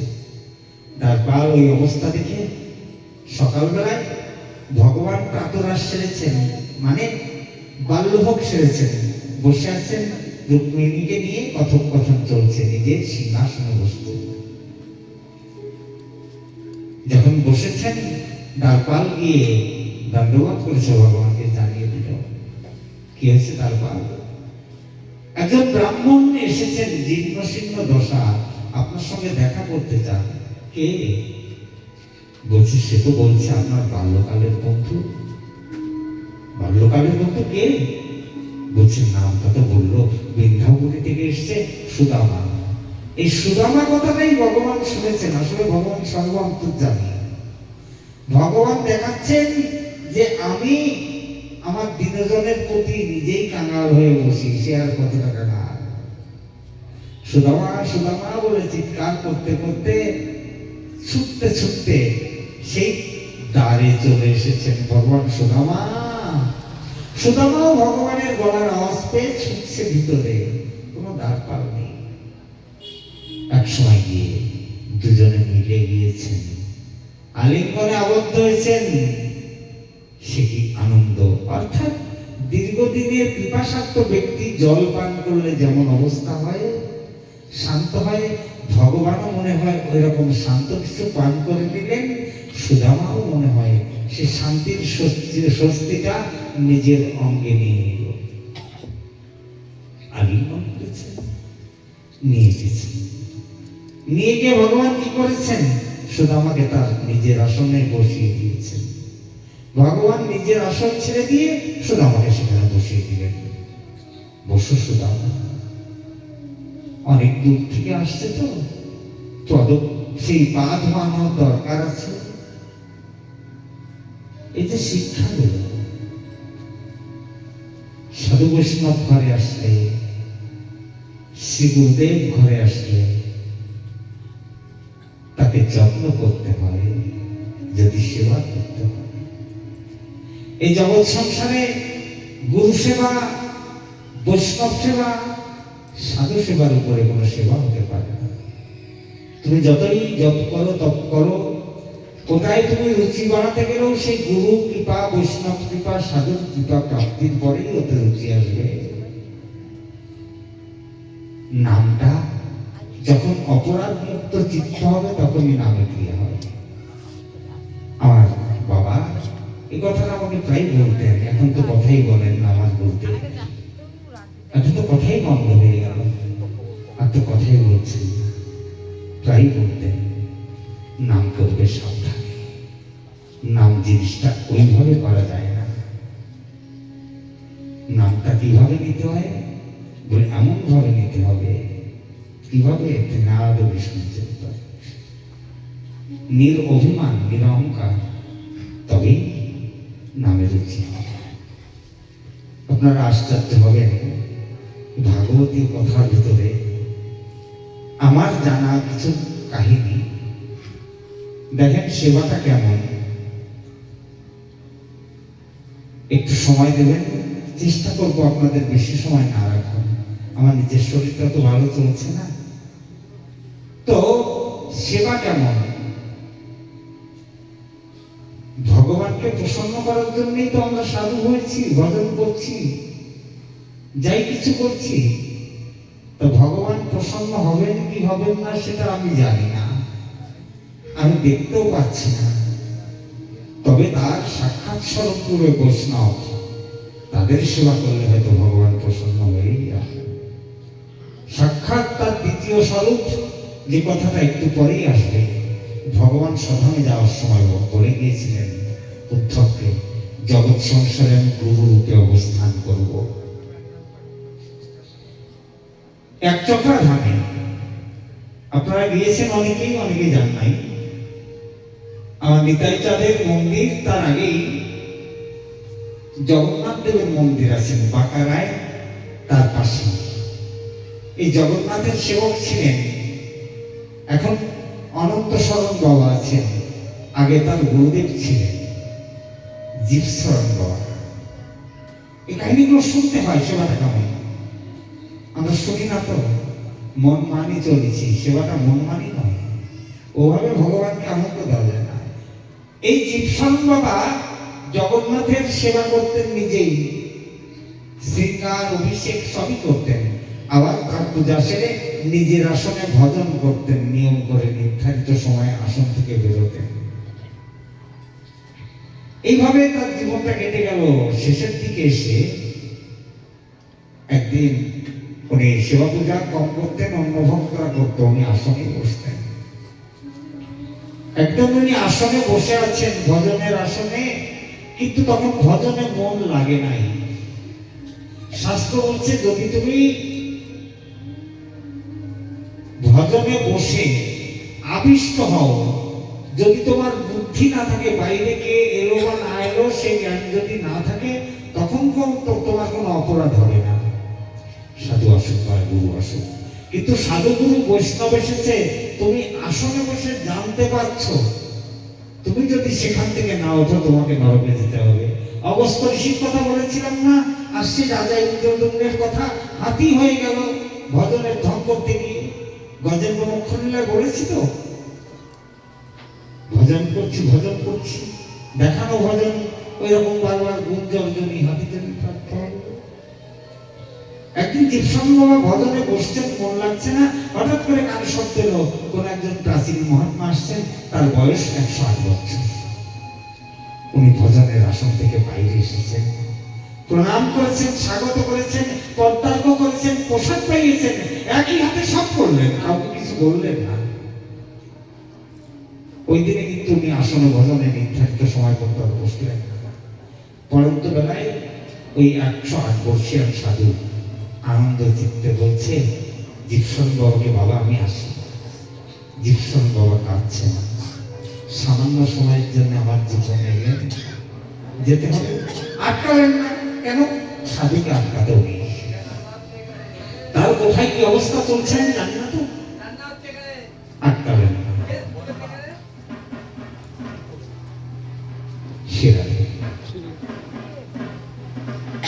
আজকে কি হয়েছে, চলে গিয়েছে সাধু। পরন্ত বেলায় জীবস্মরণ বাবা যখন বাইরে আসছে, ভক্তদের নিয়ে ইষ্ট গোষ্ঠী করছে, কোন এক ভক্ত বললো, বাবা আপনি তো নিয়ম রক্ষা করেন, কখনো আসন থেকে উঠেন না, এইভাবে আজকে উঠে এলেন হঠাৎ করে। জীবস্মরণ বাবা বলছে, একনিষ্ঠ সেবক জগন্নাথের, সেবাও করেন আবার ভজনও করেন। হঠাৎ করে বলছে, এই তো কথা, আরে ওই যে সাধু এসেছে, আমার জগন্নাথের সেবা তো আমি কালকেও করতে পারবো, পরেও আসছি, করতেও পারবো। ভজনে আমি আজকে বসেছি, একদিন দুই দিন পরে আবার ভজনে বসতে পারবো, কিন্তু এই যে 108 বছর বয়সের যে প্রাচীন মহাত্মা আসছে, সে যদি আমার ঘর থেকে চলে যায়, সে যদি আমার ঘরে কষ্ট পায়, তাহলে আমার সেবার সুযোগ আমি পাবো। আজকে আমি সেই সেবার সুযোগ পেতে পারবো না। সাধু এসে আমার ঘরে কষ্ট পাবে, চলে যাবে, আর আমি ভজন করবো, ভজন দেখাবো না, এটাই সাধু হচ্ছে সাক্ষাৎ ভগবান। বারবার তোমার কাছে আসবে না, কিন্তু ভগবান তোমার ঘরে তার ঘরেই থাকবে, তুমি তোমার আসনে ঠিকই বসতে পারবে। জীবস্মরণ বাবা জানিয়ে দেবে, বলে এটা কি হয়, বৈষ্ণব সেবা করলে কি হয়, সাধুর সেবা করলে কি হয়, একটুখানি বলবো। সাধু বৈষ্ণবের সেবা করলে কি হয়, বলে সাধু বৈষ্ণবের অঙ্গ সেবা করলে বা সান্নিধ্য বা তার সেবায় যে কোনো সহযোগ করলে, যদি সাধু প্রসন্ন হয়ে যায়, সাধুর ভিতরের সব গুণগুলো তোমার ভিতরে প্রবেশ করবে। বর্তমান গ্রন্থের কথা বলি, প্রথমে যার যার ঘরে বর্তমান গ্রন্থ আছে দেখবে নাভাদাসজির চরিত্র। নাভাদাসজি চরিত্র দেখবেন, জন্মান্ধ, দেশে দুর্ভিক্ষ লেগেছে, 5 বছরের নাভা, খাবার নেই, মা এক জায়গাতে কি করবে, এই বাচ্চা জন্মান্ধ, তাকে নিয়ে চলতে পারে না, দাসীবৃত্তি করে, তাও দুর্ভিক্ষ নিয়ে পালাচ্ছে এক দেশ থেকে আরেক দেশে, জঙ্গলের ভিতর দিয়ে যাচ্ছে। যেতে যেতে সন্ধ্যার সময় বসিয়ে রেখেছে তার নিজের পুত্রকে। হয়তো ভাবছে একটু কিছু কোথাও পাই নিয়ে আসি, ছেলেটা ছোট। কিন্তু মা ওই যে চলে গিয়েছে, আর ফিরে এলো না। আর ফিরে আসি না, ভাব না, 5 বছর ভালো কর্ম চোখে রাখে না, কোথায় চলে গেল অদৃশ্য হয়ে। ওই জঙ্গলে যেখানে নাভা বসেছিল তার পাশে 2 জন সাধু ভজন গুঠে আছে। অগল অগল আর কি হল, অগল ছোট কি হল। সাধু 2 জন প্রতিদিন সন্ধ্যার সময় মাধু করতে যেতেন, সারাদিন কুঠিয়া ভজন করতেন। হয়তো জঙ্গলের ফল বা কোনো দূরের গ্রাম থেকে একটু মাধু করিয়ে এনে ভোগ লাগিয়ে হয়ে যেতেন।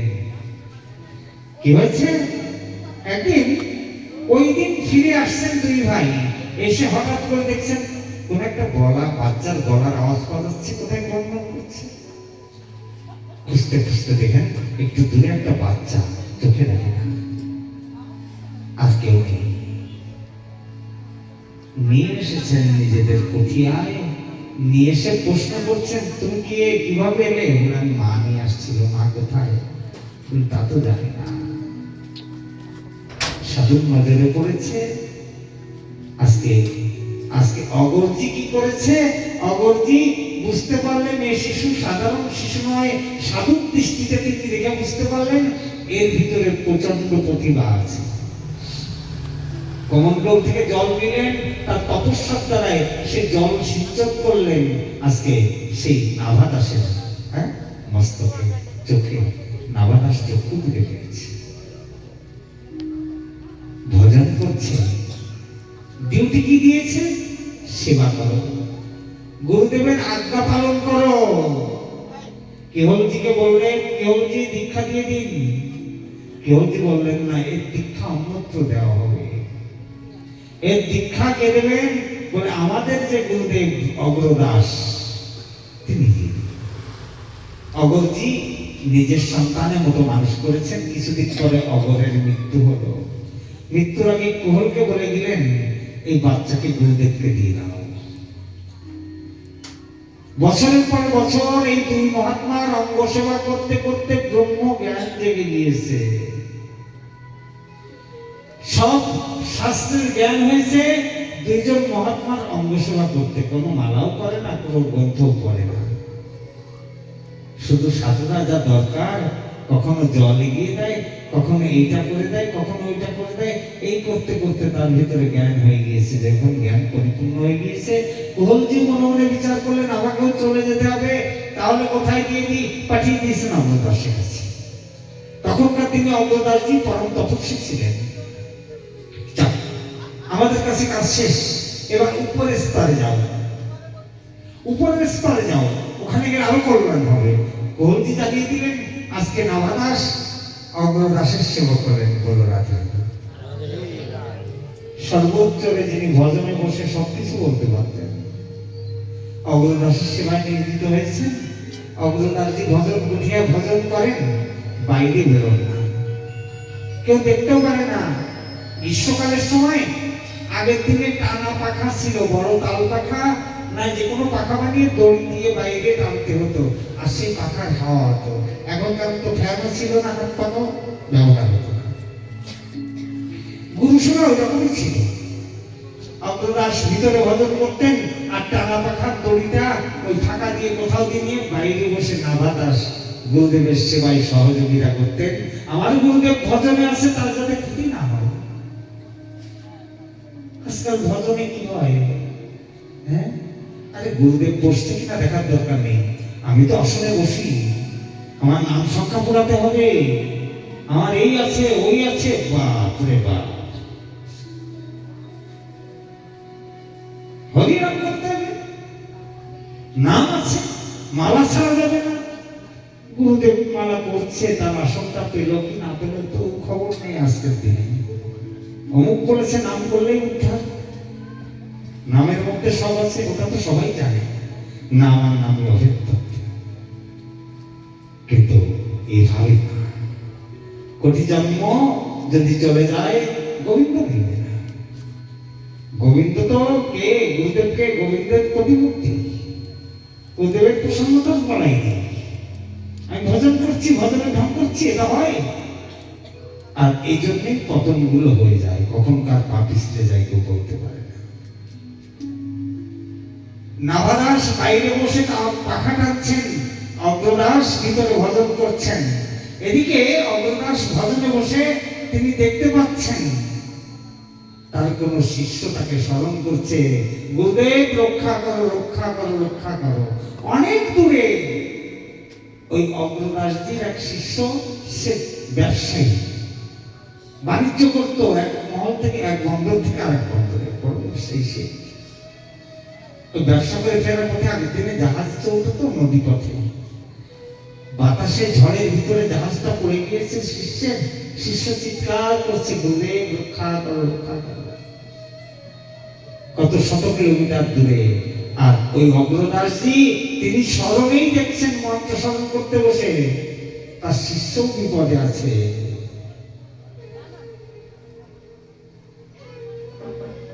যখনই এটা অগ্রদাসের ভিতরে চলছে, বাইরে যে পাখা টানছে সেও দেখতে পাচ্ছে ভিতরে গুরুদেবের মনে কি চলছে। গুরুদেবের ভজন ভেঙে গিয়েছে, শিষ্যকে বাঁচাতে হবে, স্মরণটা নেই। বাইরের থেকে নাভা বলছে, গুরুদেব আপনি আপনার মতো ভজন করুন। আর ওই যে আপনার শিষ্যের কথা বলছেন, আমার গুরু ভাইয়ের কথা বলছেন, ওটা আমি দেখে নেব। ঘরের ভিতরে গুরুদেব যে চিন্তা করছে, বাইরে বসে পাখা টানছে, গুরুদেবের সেবা করছে, গুরুদেবের মনের ভাবটা পাখার হওয়ার সঙ্গে শিষ্যের ভিতরে প্রবেশ করেছে। তাহলে জপ করলে বেশি কৃপা হয় না গুরুদেবের আনুগত্য সেবা করলে বেশি কৃপা হয়? এটাই তো বুঝতে পারলাম না এখনো। বৈষ্ণবের সেবা করলে কি হয় এখনো বুঝতে পারলাম না।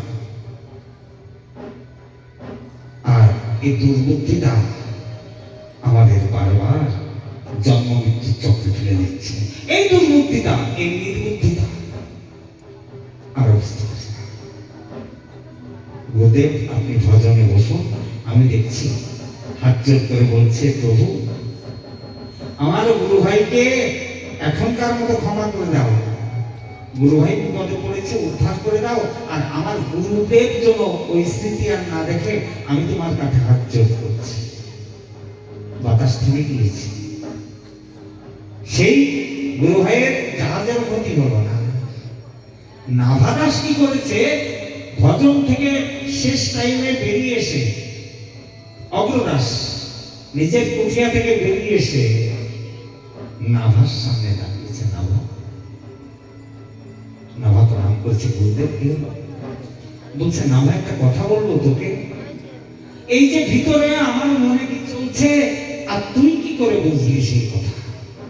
আমার মনের কথা তুই কি করে বুঝলি যে আমি স্মরণে বসে এইটা দেখছি, আর তুই আমাকে সান্ত্বনা দিচ্ছিস, গুরুদেব আপনার আসনে থাকুন, আপনি, ওটা আমি দেখে নেব। একই নাভা।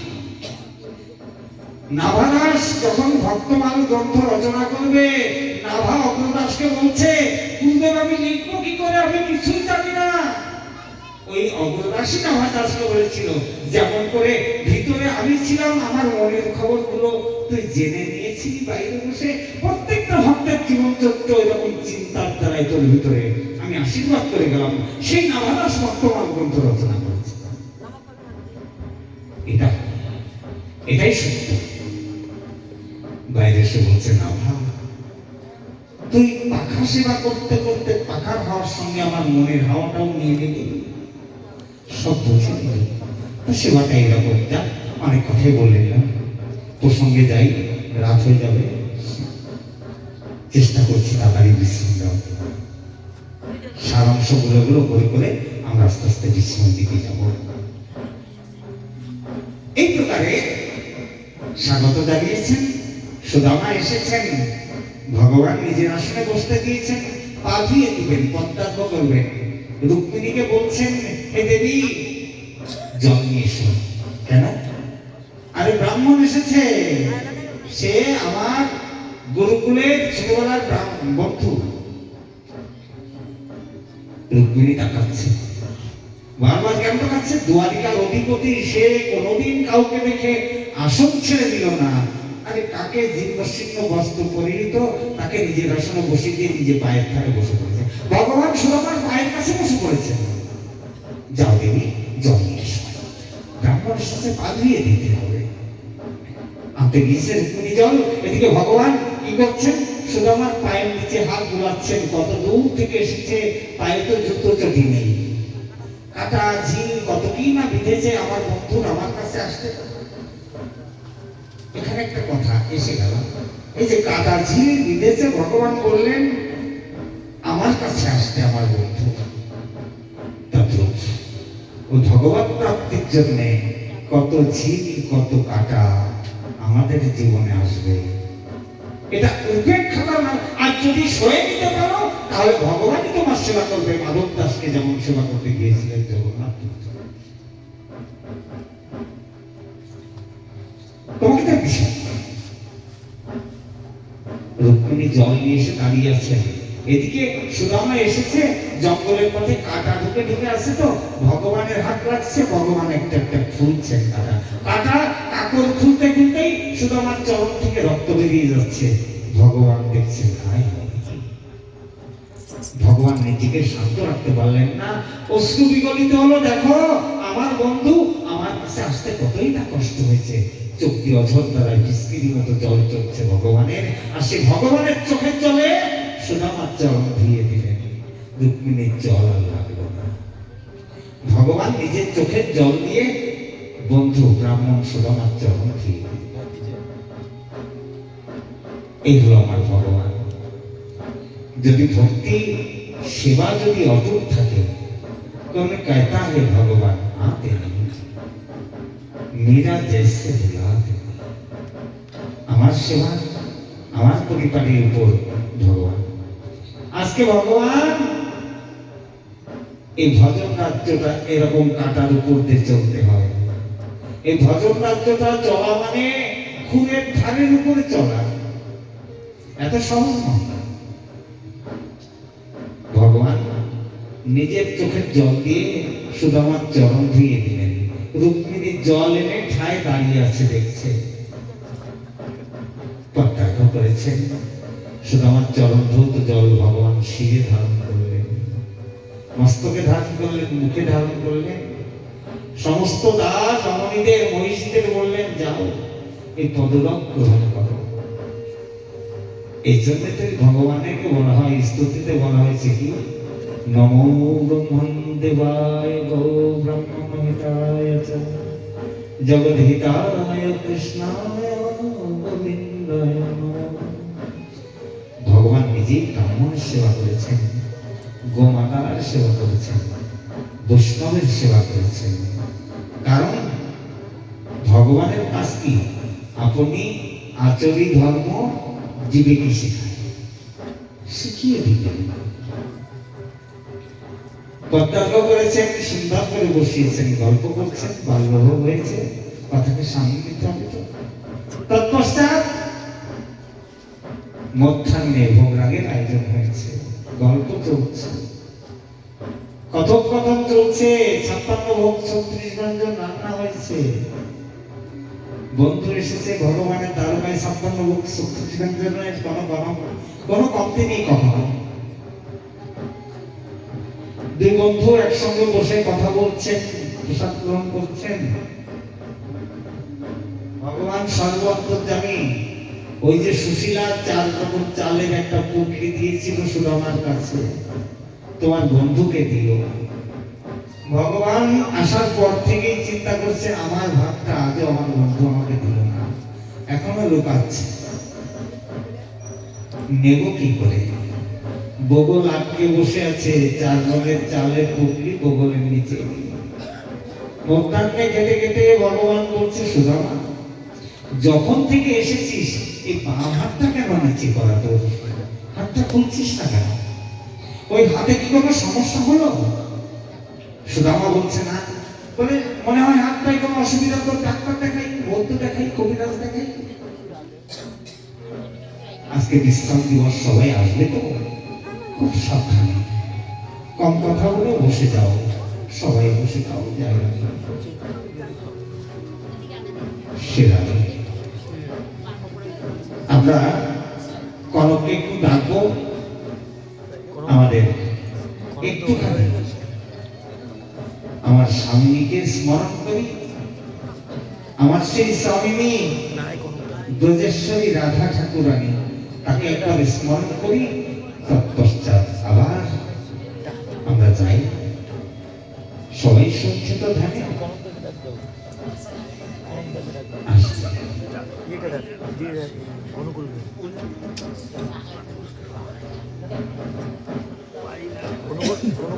আজকে বারবার বলছে, কিন্তু সুদামা তো হাত উঁচু করছে না।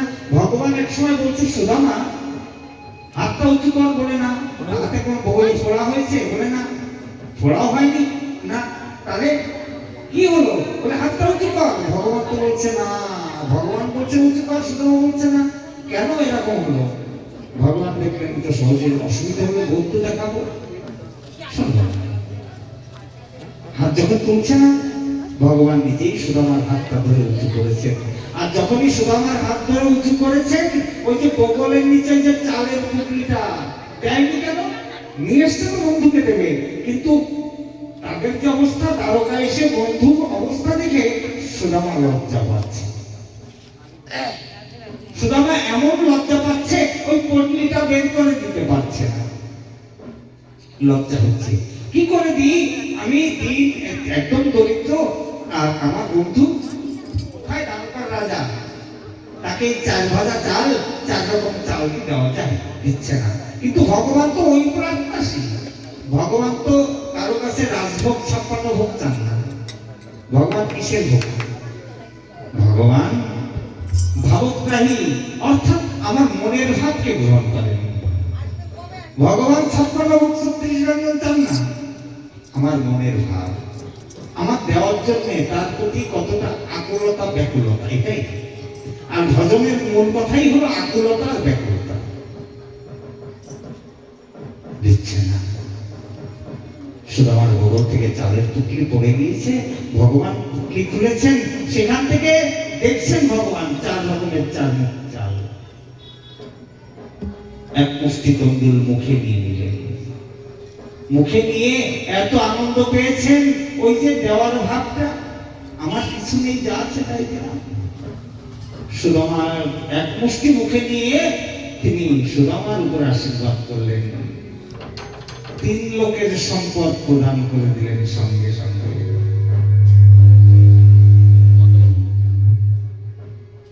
3 লোকের সম্পদ দিয়ে দিলেন।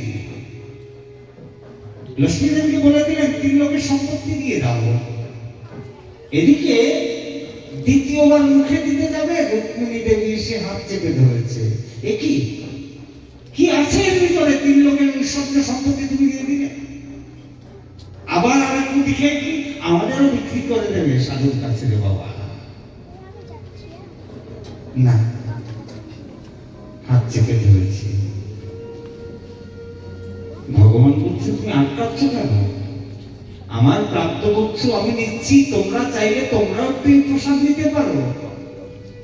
আমার বন্ধু, ছোটবেলার বন্ধু ব্রাহ্মণ, সে যা এনেছে তার আনাটার ভিতরে প্রেম আছে, সুশীলার দেওয়াটার ভিতরে প্রেম আছে, কারণ তারা যা কিছু সব আমাকে নিয়ে হবে। তারা কোনো সময় জল ভোগ লাগিয়েও পায়, জল আর তুলসী পাতা ভোগ লাগিয়েও পায়, আবার 2টো তন্দুল পেলেও সেটা আমাকে নিয়ে। এইটা শুনলাম আজকে রুক্মিণী বলছে, প্রভু তারা তো সবই দিয়ে দেবে, সব খেতে খেতে, সমস্যা কি? আমরা কি নিয়ে চলবো? বলতে বলতে কখনই যেন রুক্মিণী দেবী বলে ফেলেছেন, একটা সামান্য ব্রাহ্মণ, তাকে 1 মুষ্টি চাল খেয়ে এই দিয়ে দিবে, এরপরে সব দিয়ে দেবে ওই ব্রাহ্মণকে, আমাদেরকেও দিয়ে দেবে। ভগবান বলছে, হে দেবী, তোমার লাগছে কোথায়? আমি ব্রাহ্মণকে দান করছি, তোমার সুখে কোথায়? তিনি বলে দিলেন। কেন কেন বললেন? বলে, তুমি তো এই বাড়িতে এসেছো ব্রাহ্মণের জন্য। আজকে দুয়ারিকার, সে দুয়ারিকার মহিষী হয়েছ ওই ব্রাহ্মণের জন্য। তোমাকে যখন বন্দী করে রেখেছিল তোমার ভাই ভীষ্ম, রুক্ম বন্দি করে গেছিল তোমার মহলের ভিতরে। সেই ব্রাহ্মণ গোপনে চিঠি নিয়ে এসেছিল, ব্রাহ্মণ অবদ্ধ, আর সেই চিঠি পড়েই তো আমি তোমাকে উদ্ধার করেছিলাম। আজকে সেই ব্রাহ্মণই তোমার কাছে আবার সামনে হলো। এতদিন যদি ব্রাহ্মণের কৃপা না হতো তাহলে তোমার শিশুপালের ঘরে যেতে হতো। হ্যাঁ, শিশুপালের ঘরে উনুন সামলাতে হতো, দুয়ারিকার মহিষী তোমাকে হতো।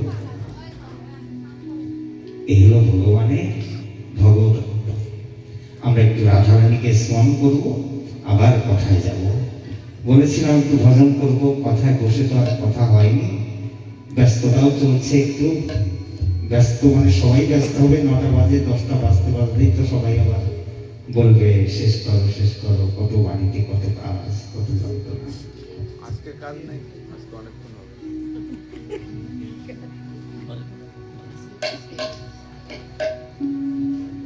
আমরা একটু রাধারানী ভজন করি।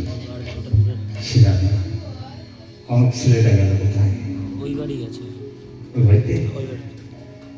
রাধে রাধে রাধে রাধে রাধে রাধে রাধে রাধে জয় জয় শ্রী রাধে। मुझे दुनिया से नहीं कोई काम, मुझे दुनिया से नहीं कोई काम। একটু নিচে গাই, উপরে যাওয়া যাবে। मुझे दुनिया से नहीं कोई काम, मैं तो वसुंधरा भगवान। मुझे दुनिया से नहीं कोई काम, मैं तो वसुंधरा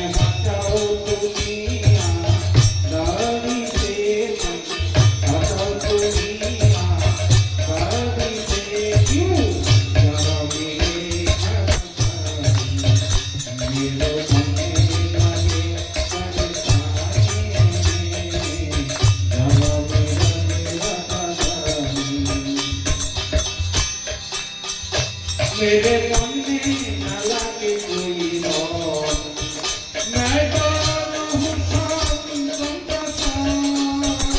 मेरे मन में न लगे कोई और, मैं तो रहूं शांत का साथ। मेरे मन में बड़ा तो मेरे मन में बड़ा तो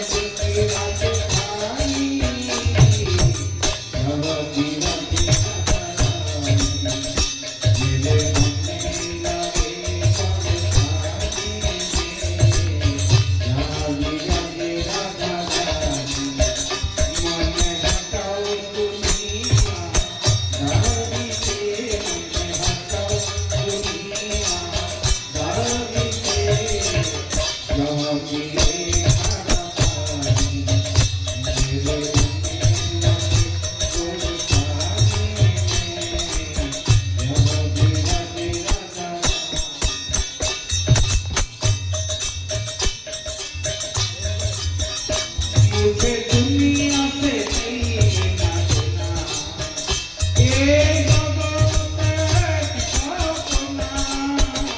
मुझे दुनिया से नहीं नाचना, ये जगत सपना। यहाँ कोई नहीं अपना, यहाँ कोई नहीं अपना। मेरी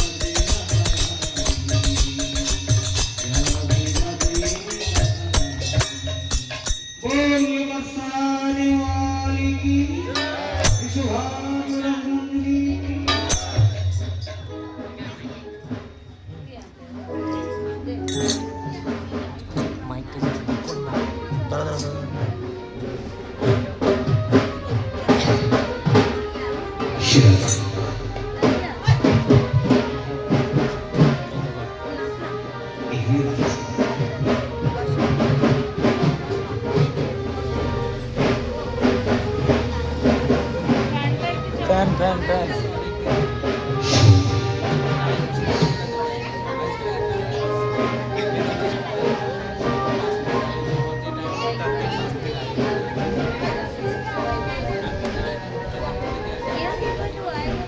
শিরাকে রাধে রাধে শিরাকে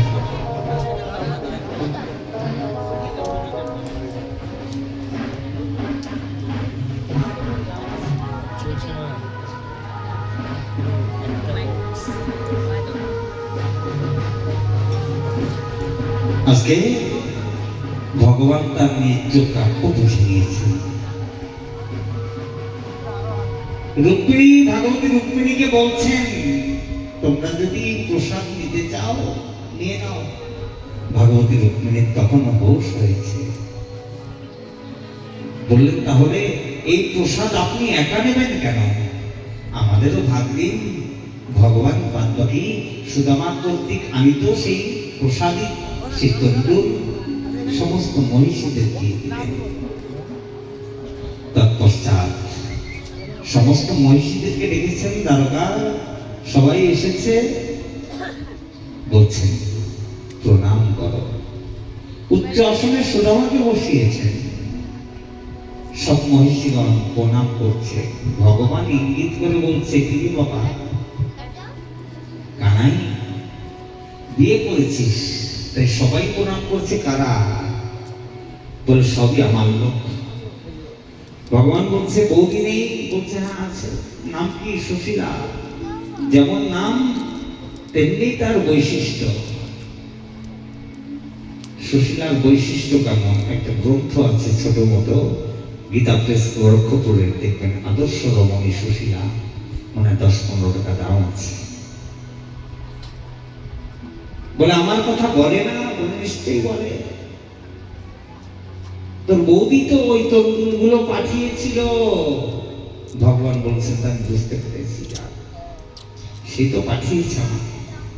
তা কানাই তোর এতগুলো কি? বলে এরা সবাইকে ডেকেছে, প্রণাম করো, ব্রাহ্মণ এসেছে ঘরে। একে একে সবাই আসে,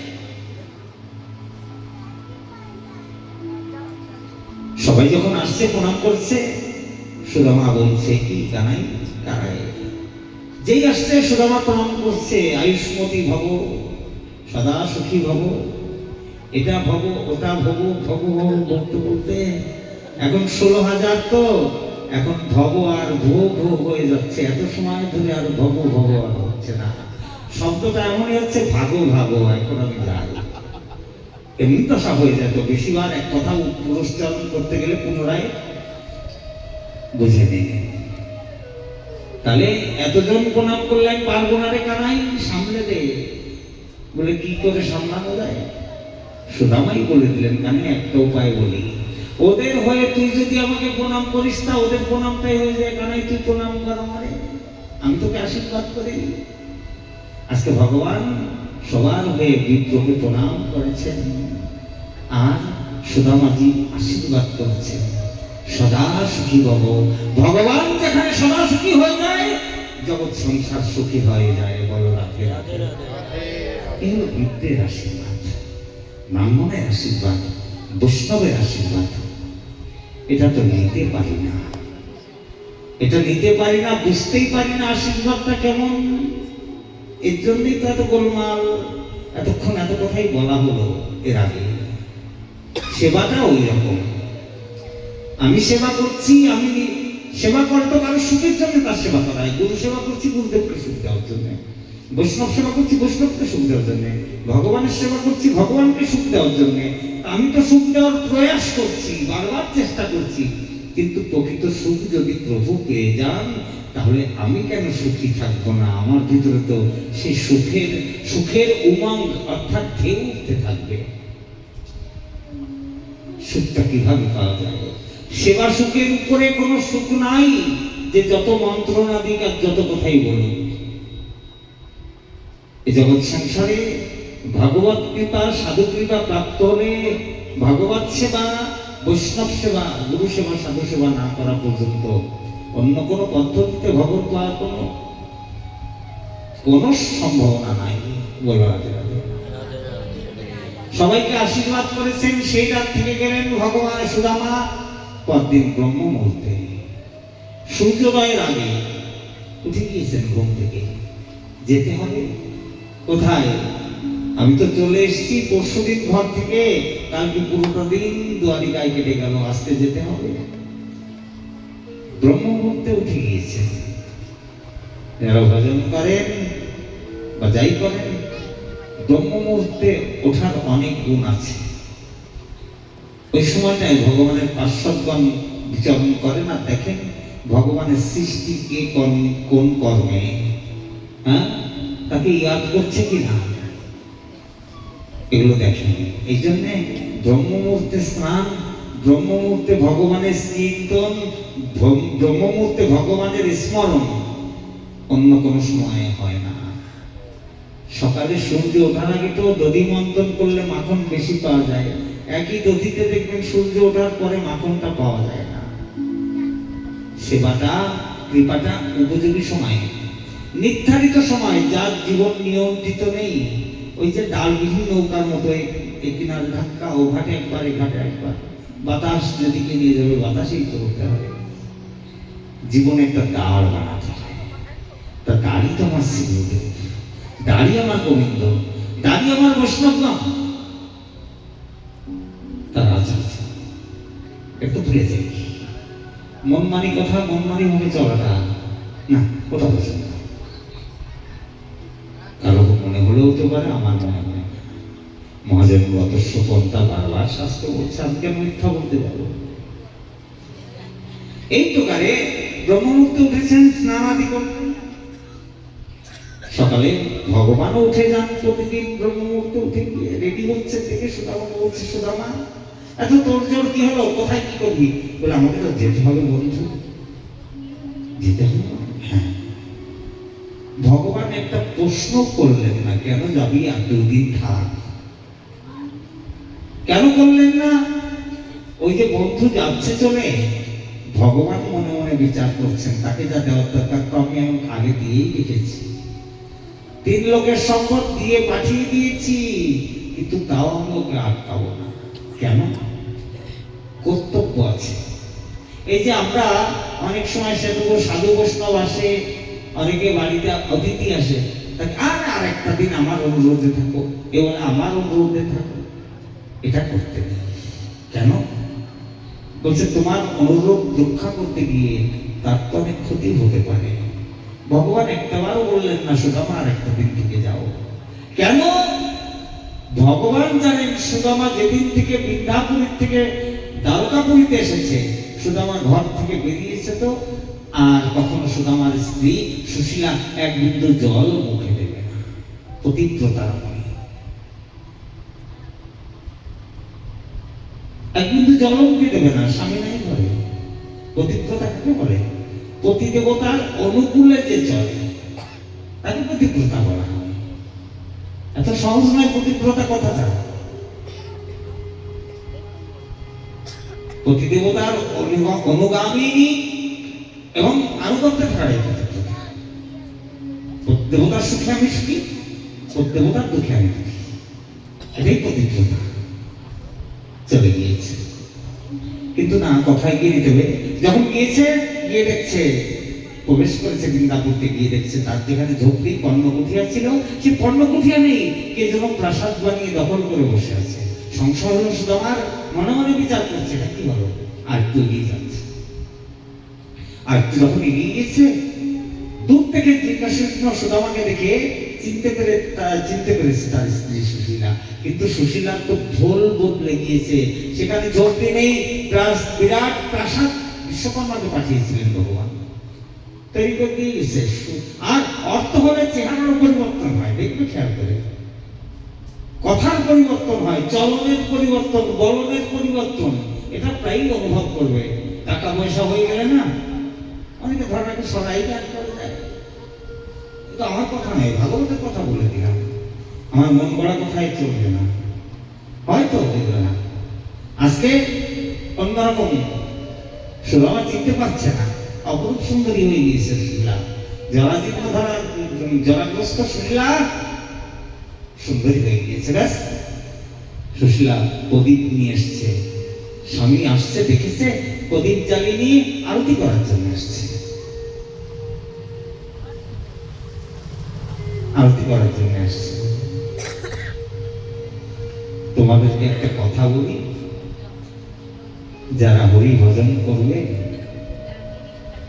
তাদেরকে একটা কথা বলি, তোমরা যখনই মন্ত্র স্মরণ করতে বসো, ভজনে বসো, সকালে উঠে শ্রী গুরুদেবের সেবা করে গোবিন্দের সেবা করতে যাবে। শ্রী গুরুদেবকে জাগিয়ে তার পূজা শেষ করে গুরুদেবকে সাথে নিয়ে গোবিন্দের সেবায় যেতে হয়। গুরুদেব আমাকে সেবার কুঞ্জটা তুমি দেখিয়ে দাও। সেবাটা এত সহজ। আজকাল তো দেখি ঘরে ঘরে গুরুদেব সাক্ষাৎ, গুরুদেবকে পূজা করতে না কিছু নেই, সেবায় সহযোগ নেই, মালার ছবি নিয়ে বসে বড় ভজন করি, ভজনানন্দী সেজে যাই। সাবধান। আমি একদিন বারাসাতে মন্দিরে সকালে ভোরে মন্ত্র স্মরণ করছি।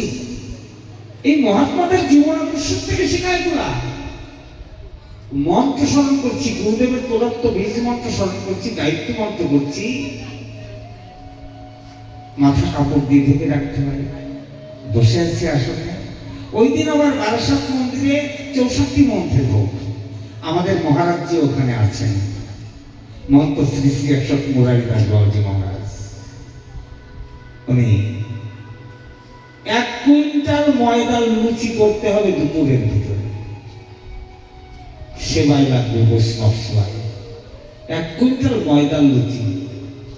আগের দিন সবাইকে জানিয়ে দিয়েছেন, সকালে কোনো কাজ নয়, সোজা এখানে আসবে, লিচু গাছের নিচে এখানে বসে সাধুগুলো সবাই তোমরা আটা মারা, লুচি বানানো, ময়দা বানানো, যা কিছু তোমরা করে কমপ্লিট করবে বাবা।